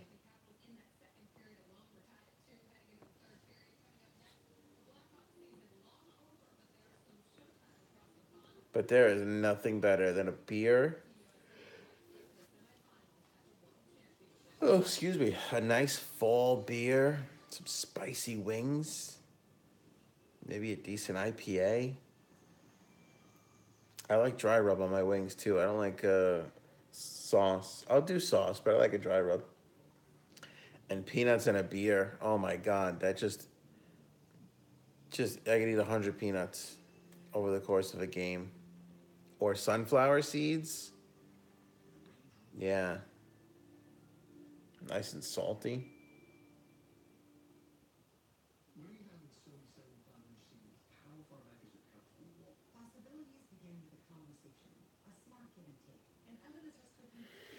Black Knight. I know. You know, I've been trying. I've been really analyzing the crap out of the popularity of some of these streams and not, and I really can't figure it out. We looked at the days of the week that the games were. Honestly, it comes down to Pittsburgh was the most popular. The Pittsburgh games were hugely popular, and all the other teams have not been as popular. You know, the Penguins fans, they come out for the streams. They really do. So any game with them was good. But look, we're gonna do the Stanley Cup playoffs, the Stanley Cup Finals. No matter who's in it, we're going to do every single game. That is our goal. Um, we might miss one here or there, but honestly, if I have control over everything, we're going to do every single Stanley Cup final game. So that'll be really exciting. Hopefully, we'll draw on some big audiences there. SJ Sarks 19. There's a reaction show, so it's just me. Sorry. But you can hear the game and we're talking about the game. So if you want to find a Reddit stream, grab a stream on Reddit and then come back and watch the game with us. Jason, you too. Other thing is, it tends to pick up in the third period, like big time. I'm starting to see some new guys show up. So let me say again, thumbs up on the video if you guys are just joining us, and make sure to get in on our $100 hat trick challenge. We're going to give away $100 tonight to one of our subscribers if one of these four players scores a hat trick. Oshie or Ovi, Kucherov, or Stamkos. Any one of those four get a hat trick. We'll give away $100 to one of our subscribers. If you're a subscriber, you hit the thumbs up on this video and you shared this video to Twitter or Facebook. Black Knight says it'll be more viewers if the Golden Knights win. I think so. I think a lot of casual fans and I think a lot of non-hockey fans are going to tune in to watch Vegas in the finals. Again, there's no conspiracies and no, the league can't pull for one team over the other. But I will say, both small markets, Vegas and Winnipeg, the league would definitely benefit from a Vegas finals by far. Vegas and Caps would be ideal for the National Hockey League with these, for what we have left. Because Vegas brings all the excitement. Ovechkin and DC is a big market, the biggest market left too. So that's that for sure.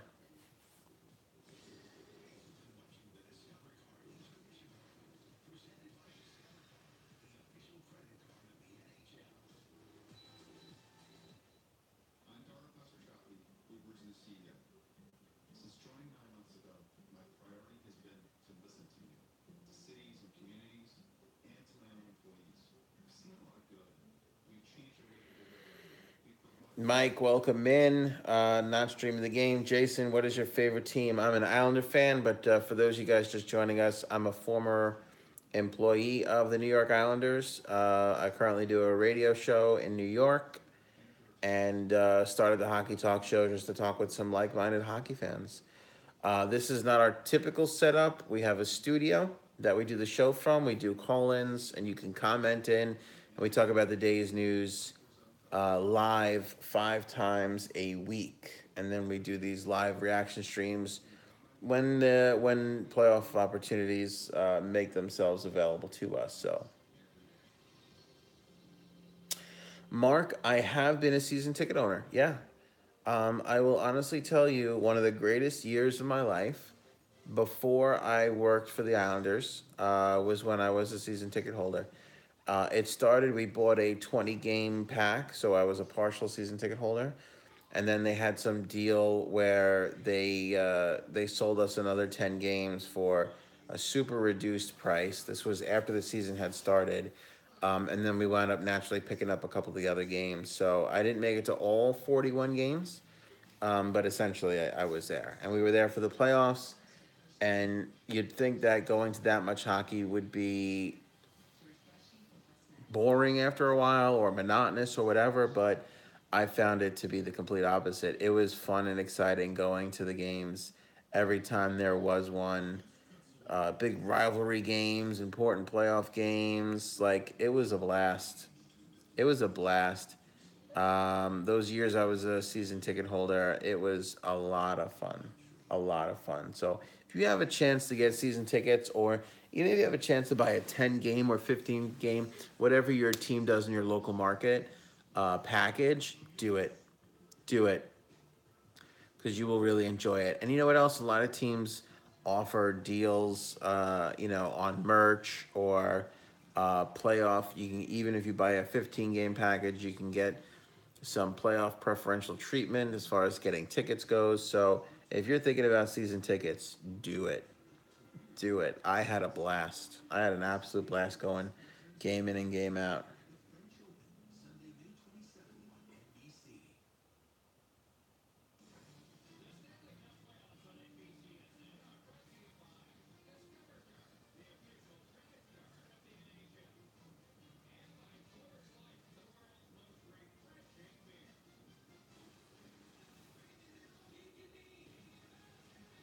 All right, I never walk away from a stream, but I gotta go to the bathroom. So I'll be right back. Talk amongst yourselves. Any topic at all you want to talk about.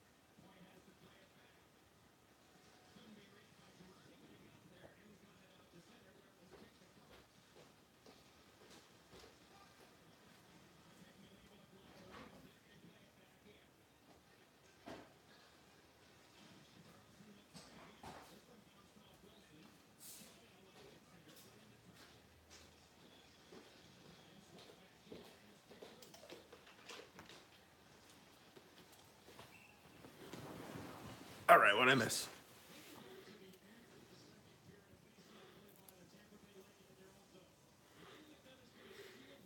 I think we kept Flurry, though the Pens would still be in it. Murray the worst in the playoffs for sure. Murray did not have a good playoffs. Murray, Pecorine, These were goaltenders that were killing it last year that just did not have it this year. Weren't there at all.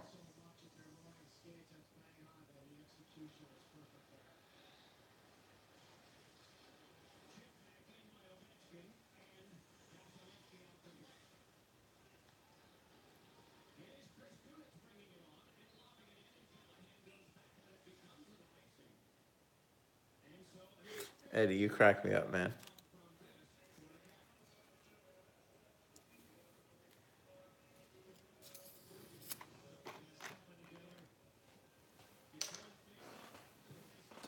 Ooh.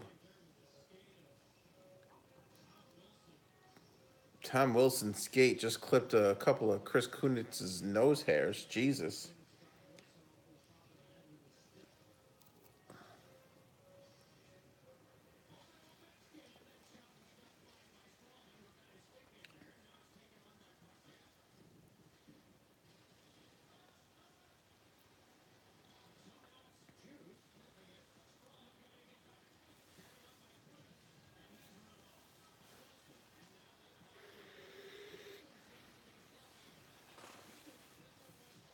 Oh, nice little save by Holtby there. AD says Murray was not to blame for the Pens being out. The Pens' secondary scoring was garbage. Outside of the Crosby line, nobody was scoring consistently. I thought Gensel could have carried them over, but he couldn't. Crosby was doing good. Malkin was chipping in. It was weird. They never kept anybody consistently hot outside of that Crosby line. They all like kind of took their turns. But again, like we learned, Kessel was hurt. Who else was hurt? The guy that they just got, not Benino. Brassard was hurt. Pittsburgh had a couple of injuries that we didn't really find out about until after the playoffs were over.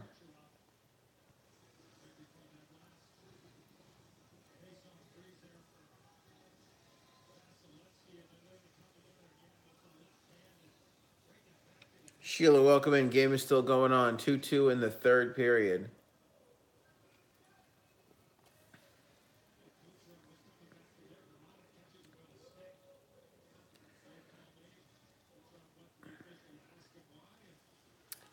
$17:37 left in the third. Here comes Tampa in the zone. Miller whiffs. Caps the other way. Connolly gives it up. Tampa in the neutral zone now. They get in. Dump around. Let's see here. Can Tampa get something going? They haven't really had a whole ton of consistent time in the offensive zone. Shots 29-14. Tampa only had one shot on goal so far, the only shot in the period. 16:55 left. Caps clear out.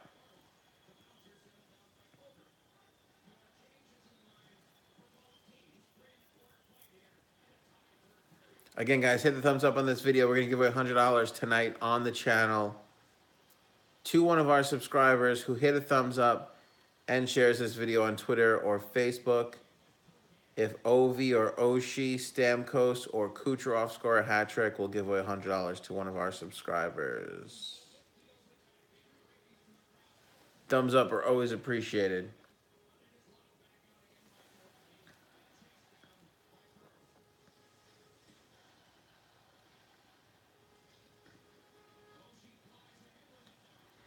Black Knight, thanks for hanging out, man. Go. Good luck with that packing. Leaving 5 a.m. for a hockey tournament in PA. Want to share any more details with us on that one? What kind of tournament?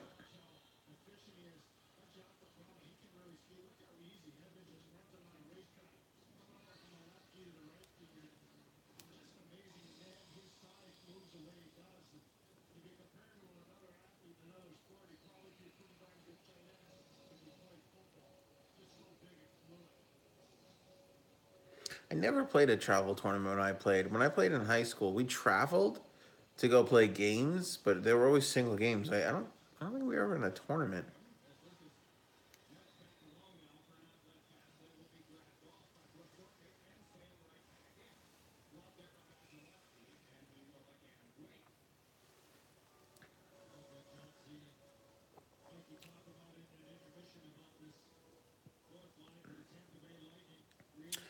Double A level tournament. Well, good luck with that. I'm not familiar with double A, but that sounds important, man.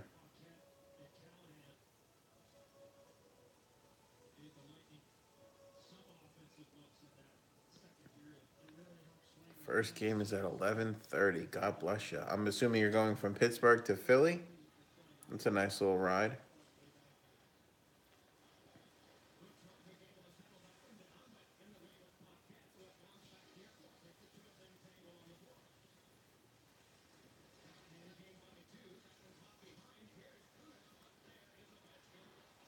Should I get out of the chair again?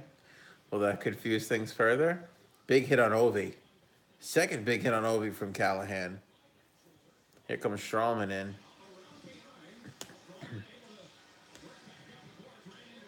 Gives it right up. Look at Ovi. Ovi's hungry, man. Ovi's hungry. Look at Kuznetsov. Oh, what a breakthrough. Again, McDonough, the Tampa D on paper is so much better than what they're actually playing. They are playing so soft. The Lightning D is so friggin' soft right now. I'm shocked because they're so much better than this on paper. DC to Pittsburgh. Ouch. Oh, wait, but you're riding from DC to Philly? Oh, that's not too bad. That's not too bad. Thanks, Will, and everybody else for helping out with the stream questions. Appreciate that, as always, guys. Again, $100 hat trick challenge. We're going to give away $100 to somebody on the channel tonight. If you're subscribed, if you hit the thumbs up, and if you share this on Facebook or Twitter, if Ovi, Oshie, Stamkos, or Kucherov score a hat trick, we'll give away $100 to somebody. But you got to do it all before the hat trick occurs. So if you haven't done it already, you're going to miss out. Hit the thumbs up. 14:40 left, 2-2. Caps up 2-1 in the series. Shots on goal, 32-14. Caps are dominating. Face off in the offensive zone for the Caps.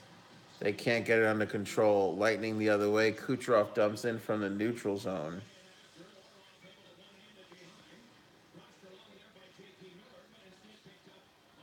Caps coming out the other way. Backstrom. Oh, wide open in front. Oh, what a save by Vasilevsky. Holy crap, wide open in front. Connolly could not bury it. Connolly's had a bunch of opportunities and has not been able to convert. Jesus.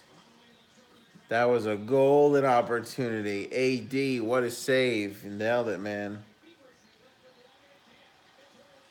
Washington is pushing and the crowd is into it right now.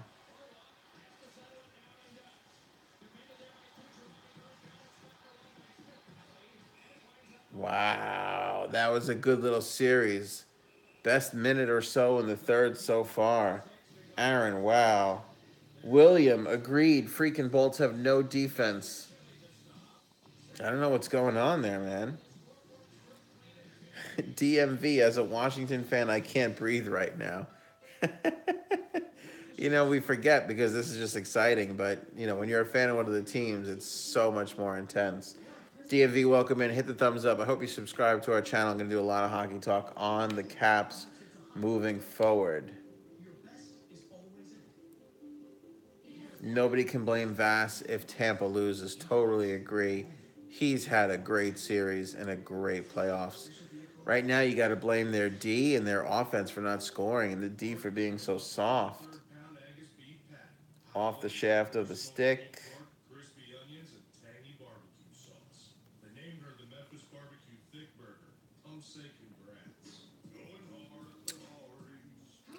A Hardee's pulled pork on top of a hamburger burger. Can't imagine the friggin' heartburn and diarrhea combo that must provide. Lightning need a Tesla beam into Holtby's eyes. Their defensemen look injured. I wonder, Mike, that's a good point. I wonder if their D's injured. Gotta be something, man, because they stink. They stink. D blows hard. Tampa needs to tighten up, make some plays. Aaron, it looks good. Yeah, those burgers always look good on TV. They never convert in person. Lou's got a good point. We're 3 likes away from 30 likes. Come on, guys, hit that like button. Let's get some likes on this video. Come on, 3 away from 3 likes. Brett Connolly. Oh, what a glove by Vasilevsky. Holy crap. I tell you what, I gave Connolly a hard time a second ago, but I didn't realize that puck was that high up in the air. That was a good attempt from Connolly. That was a good try.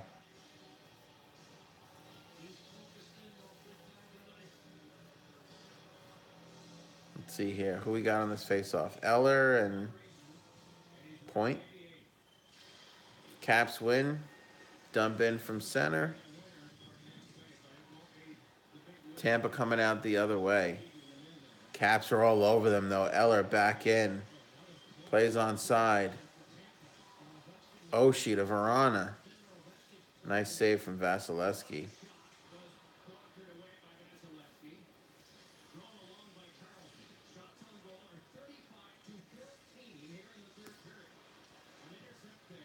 Eddie's the 29th like. We're 1 like away from 30. Oh my goodness. Come on. There's too many of you watching that haven't hit the thumbs up on this video. Hit that thumbs up, baby. Come on. Let's get to 30. There it is. You guys are the best.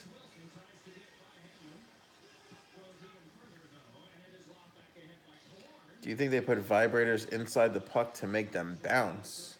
No. I'm not gonna lie to you. Mike, that's the second craziest thing I heard today. Lucky for you, I heard some crazy stuff earlier. Look at this. 6 players on the ice for Tampa. Sneaking extra guys on and they still can't win. I did see skates. Did they vibrate or did they heat up? Somebody was testing some skates that either the blade would vibrate or it would heat up. I forget what it was, to try and make the players faster. They were doing some experiments with that the last couple of years.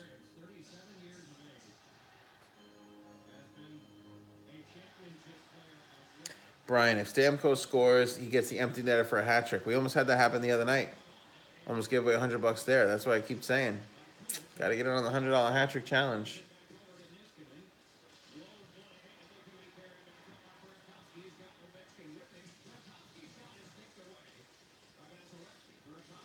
Jason, what's the first? Because that was pretty crazy.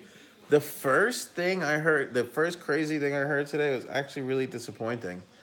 I don't know if you guys are music fans or Dave Matthews Band fans, but, I have a radio show here on Long Island, and I'm a big fan, and I follow the band a lot. And they're getting ready to put out a new album, so there's a lot of press about them right now. But their violinist just got accused of quite a bit of sexual harassment. Look at this opportunity for Tampa. Nice save from Holtby, who hasn't had to do much. And I read some of the accounts of the guy accusing him of the harassment, and it was some pretty far out there stuff. He was saying some crazy things. Oops, sorry.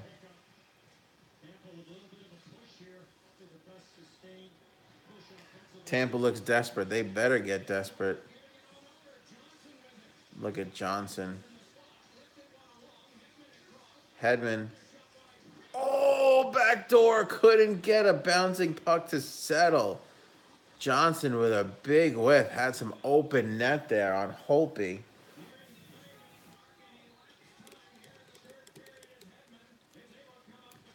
AD, don't they freeze game pucks so that they don't bounce on ice? Yes, they do.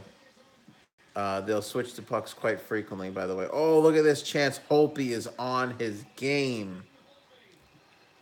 Little rough stuff here. This is what we need with 10:51 left. That's what I'm talking about. They do freeze the pucks. One of the off-ice officials is responsible for that. I always thought it was like this super sophisticated way in which they do it, but a lot of the teams just have basically a cooler with ice packs in it. That's really it. It's pretty cold. By the way, I don't know if any of you have ever had the chance. It's friggin' cold in the penalty box. It is really, really cold in the penalty box. That floor is pretty freezing. So,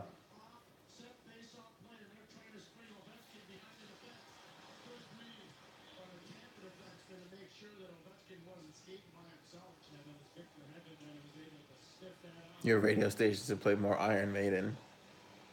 Every radio station should play more Iron Maiden. There you go.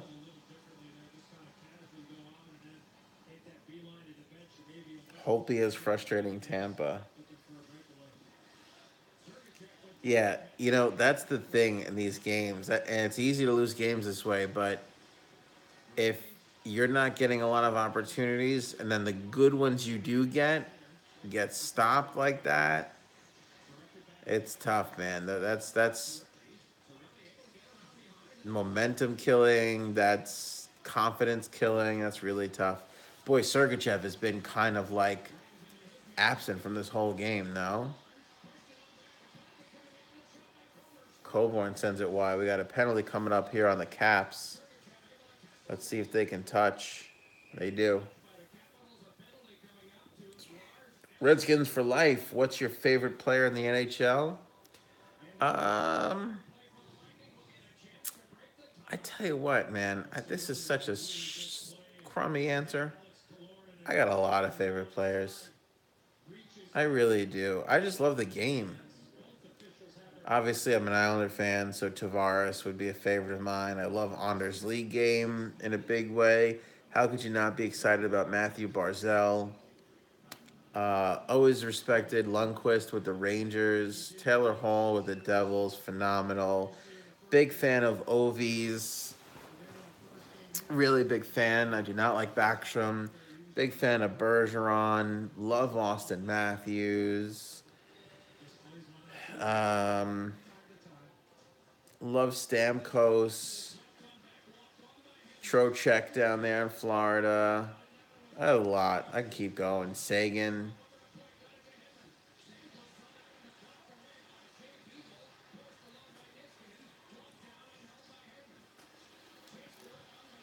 Look at this penalty kill from the Caps. They are all low. That is not a passive box whatsoever.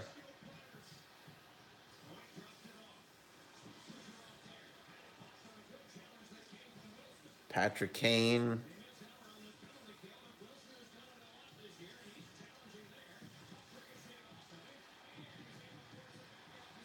Tarasenko. You know what I love about Tarasenko? He wasn't a high pick.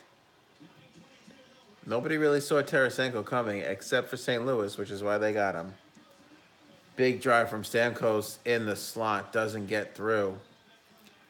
Look, you couldn't even tell that Tampa was on a power play right now the way Caps are playing. You could not tell the Caps only have 4 players on the ice the way they were just skating. Ooh, and still a good chance for Tampa. Let's see, Hedman to Kucherov, one-timer. Miller with a stick in the face of Holtby. Can't put it in. Oh, baby.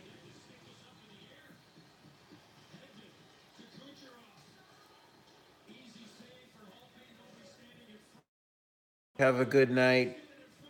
You got a new subscriber. Awesome, Redskins. Thanks, man. Appreciate that.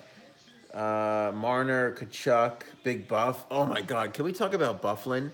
Not once, but twice in these playoffs, once with Nashville and once with Vegas, like a bouncer, took two, like a kindergarten teacher, took 2 NHL players, picked them up by the back of their collars, and physically removed them from a scrum.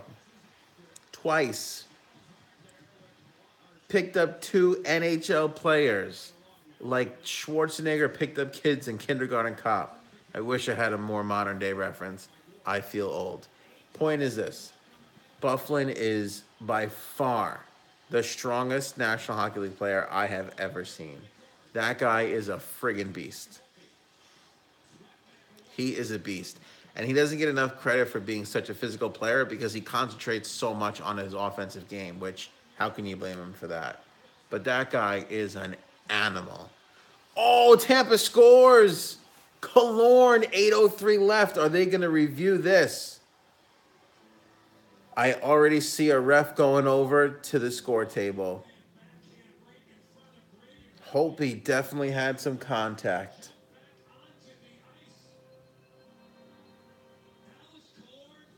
Steven, what's up? Welcome in. All right, let me see this on the replay here. I got to see this. No, that's going to be a good goal.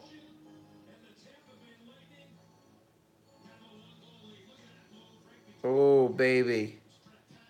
I saw Holtby go down, and I wasn't sure if there was contact, but contact well after the puck was in.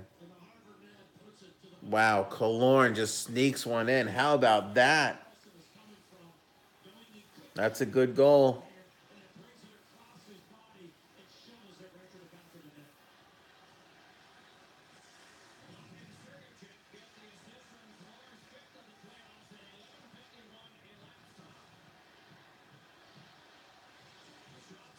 Holt Beast is right. Except for there.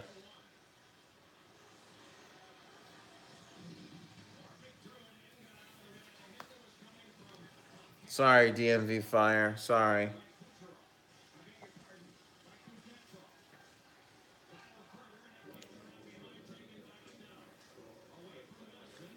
$7.19. I gotta be honest with you though. I'm not worried if I'm a Caps fan right now.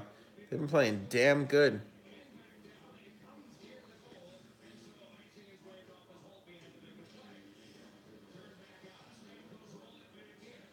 Seven minutes left. Tampa up 3-2 now. Caps doubled up on Tampa at shots on goal. 36-18. 2-1 on shots, and they're down 3-2. Let's see what Caps can do here. 6:46 left. Puck out of the zone. Caps will regroup. Caps will regret not winning this game. They've had so many chances. AD nailed it, brother. Got to close these games out. They just couldn't do it. I shouldn't say couldn't. Still plenty of time. 6.5 left.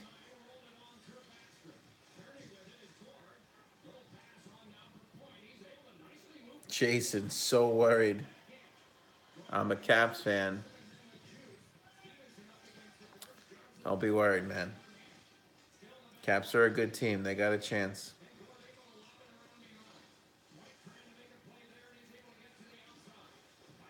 Look at Tampa, though. They're getting some offensive zone time right now.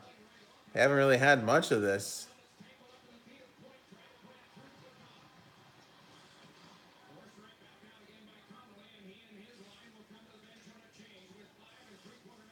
Lightning regroup in their zone. Looks like they're going to come out with ease. Let's see. Here they go. Neutral zone and in. Killorn, shot from the slot, breaks a stick. Niskanen has a little trouble behind his own net, but the Caps come out anyway. Here they go. Oh, Eller's pickpocketed.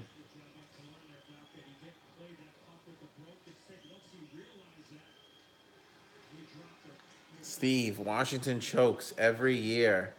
Yeah, it's not over yet, though. They're still up in the series 2-1. 5 minutes left. Down 1 goal. They got some time. Let's see what they could do. I'll tell you what. Look at the swagger of Tampa as they skate around right now. They're feeling damn good. They're definitely feeling confident.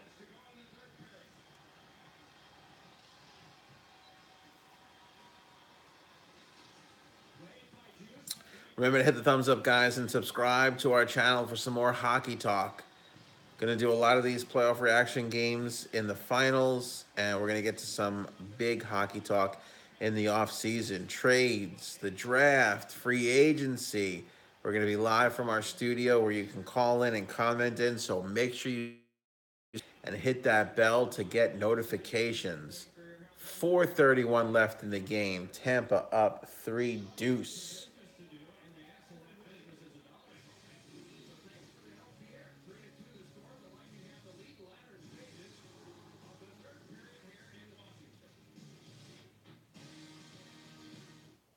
Of course, Alexis is powerful, but if you have any lingering doubts about the acceleration, horsepower, and all-round performance, You got to think that they're gonna pull.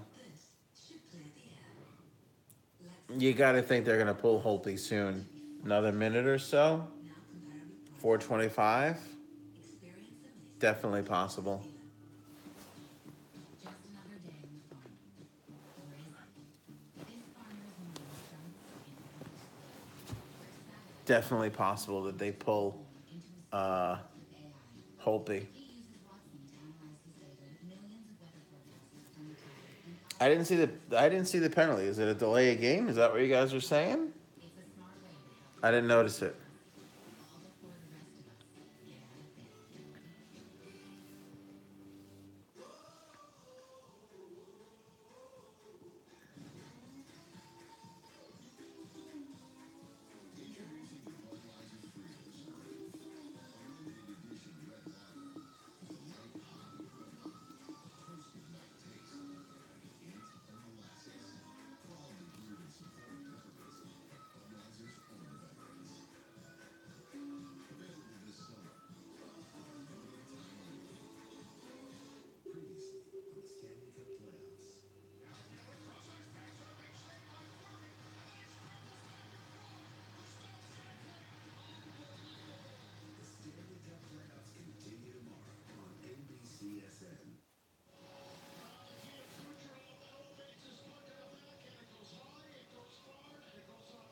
rest of us get out of bed. There you go. Puck off the camera stanchion. No penalty.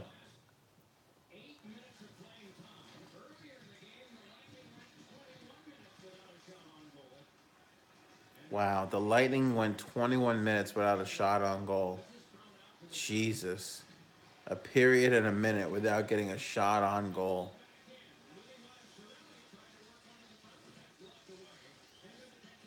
Say, this Sorelli kid's been good. A lot of speed.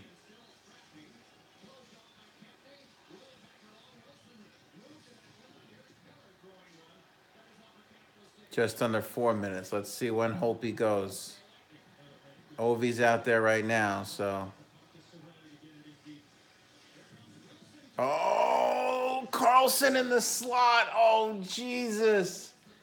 What a golden opportunity, Ovi, to your best defenseman in the slot. Oh, my goodness. Ah. Puts it in his breadbasket. I'm not saying he was guaranteed to score there, but damn it, he hit him in the breadbasket.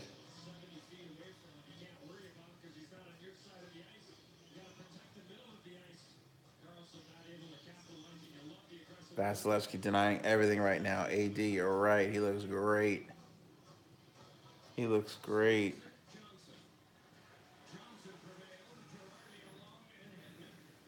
All right, let's see here. 3:40 left.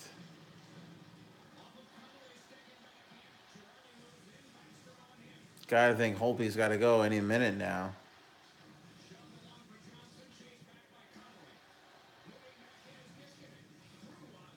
Niskanen throws one, doesn't hit anything. Connolly keeps it in. Tampa pushes it out. Orlov lets it slip for a second. Caps regroup. Dump back in. 3 minutes left. Why is Holtby still in the net? Trotz is hedging his bets here, man. He's hoping his team could do it without him having to pull his goalie. 3 minutes left. Last commercial break of this period. Game's not done yet. 3-2 Caps. 3 minutes left. We're in a commercial break. We'll see what happens. Again, welcome in, guys. This isn't our normal show. We usually do a call-in show, comment-in show from our studio upstairs. This is just to watch the game together. Hope you subscribe to our channel if you like Hockey Talk, which if you found us, you do. Subscribe to our channel if you want to talk some hockey with us. Hit the thumbs up on this vid and grab that bell for some notifications because we go live 5 times a week on YouTube and Facebook Live. You can get more information on our show at hockeytalkshow.com. We got a lot of great stuff coming up. Of course, we'll be talking about the rest of this round of the playoffs, the Stanley Cup Finals, free agency, trade rumors, the amount of trade rumors we're going to be covering once the Stanley Cup is over is ridiculous because there's a ton brewing. So if you like trade rumors, subscribe to our channel. Free agency and of course the NHL draft. We're going to do a lot of stuff on that. We're going to be doing a live reaction to the NHL draft. So we're going to be doing a lot of really fun stuff coming up here. So if you're new to our channel, subscribe. Don't consider subscribing. Just subscribe. And hit that bell because we can go live at any time. So if there's a big free agency signing or a trade in the offseason, bam, we turn the channel on and we're talking hockey with one another. That's the whole point of the Hockey Talk Show. We got a little bit more flexibility than some of the other big networks. So I hope you guys subscribe and stick with us.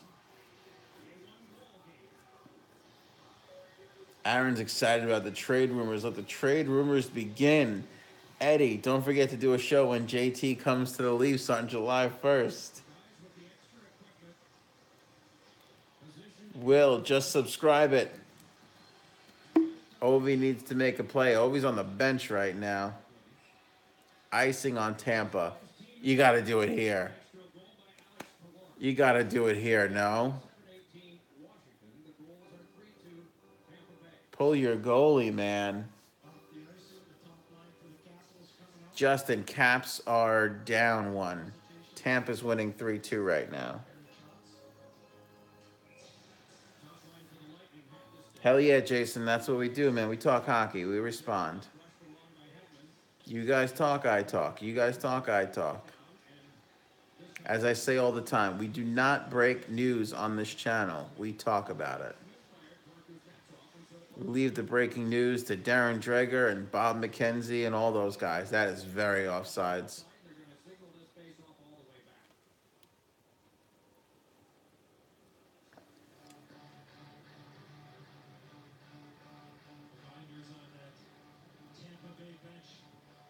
I think Ovi will come back. Oh, Ovi's back out. Or is he going back to the bench now?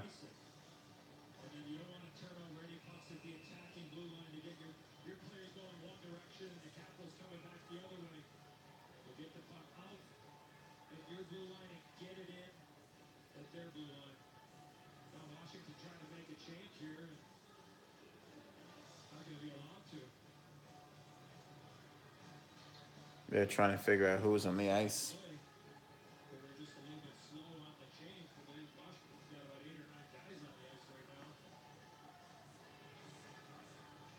Again, guys, if you like hockey, make sure you subscribe for the Hockey Talk Show. Future shows, going to be doing a lot of trade rumors, draft talk, draft reaction, free agency signings, 5 live shows a week from our studio upstairs. That's what we normally do. And, of course, whenever there's some big news breaking, we're on and talking about it. AD, I can't watch this, and I'm not even a Caps fan.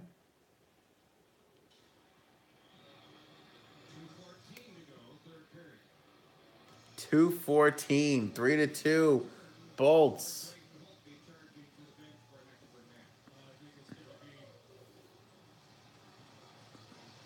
I don't know about you, but I think Holtby needs some more tape on his stick. Jesus. It's got a friggin' LP hanging off the back of that thing. What the hell, man?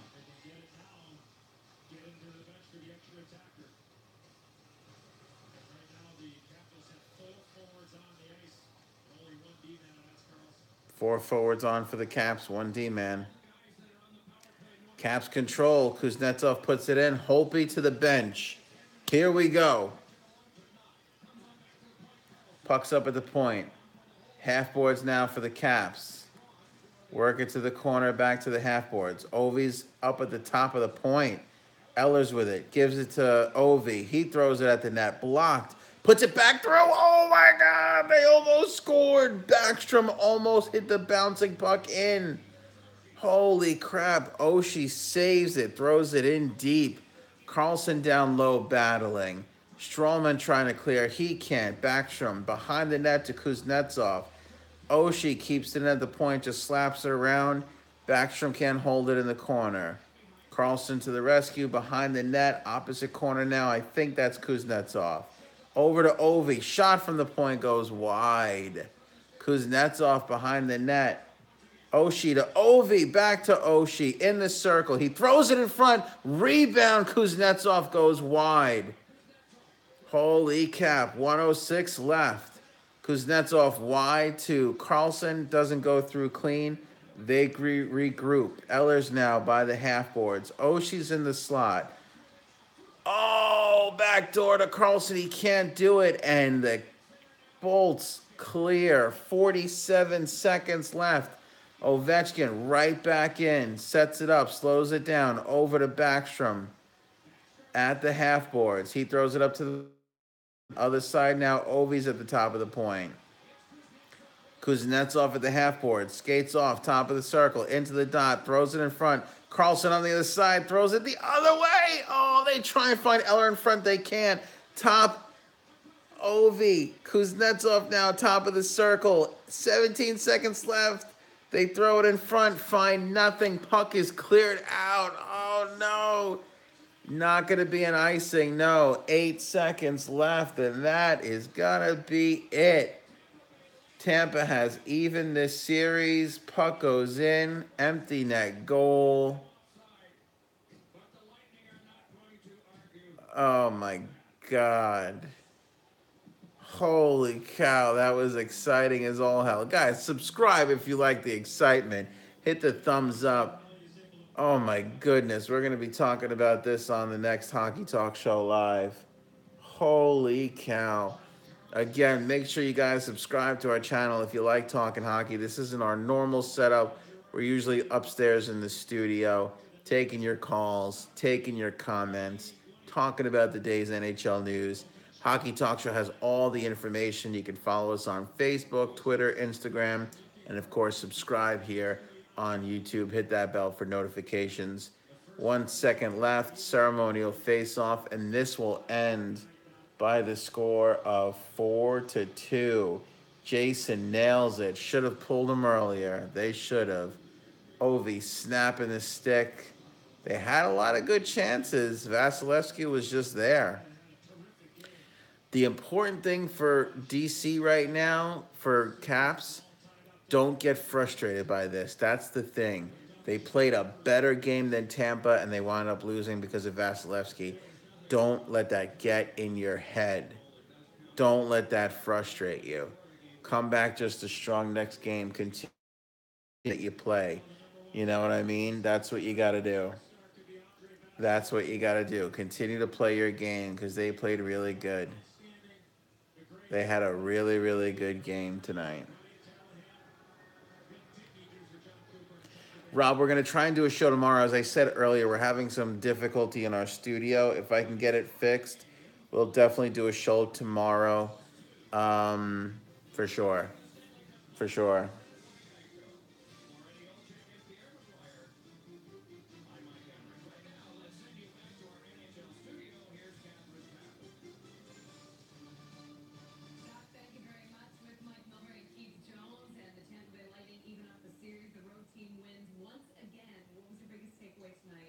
Andre Vasilevsky was another goaltender that stole the game. We saw Marc-Andre Fleury do it last night. Tonight it's Vasilevsky, and he was just brilliant, particularly. Milbury nailed it, man. Vasilevsky stole this game. Best of 3 now. They stayed with it. They continued to try to score. They didn't sit back. Their power play, once again, was extremely effective. All right, again, if there's anybody watching that hasn't subscribed yet, guys, make sure you subscribe. Get in on some hockey talk with us.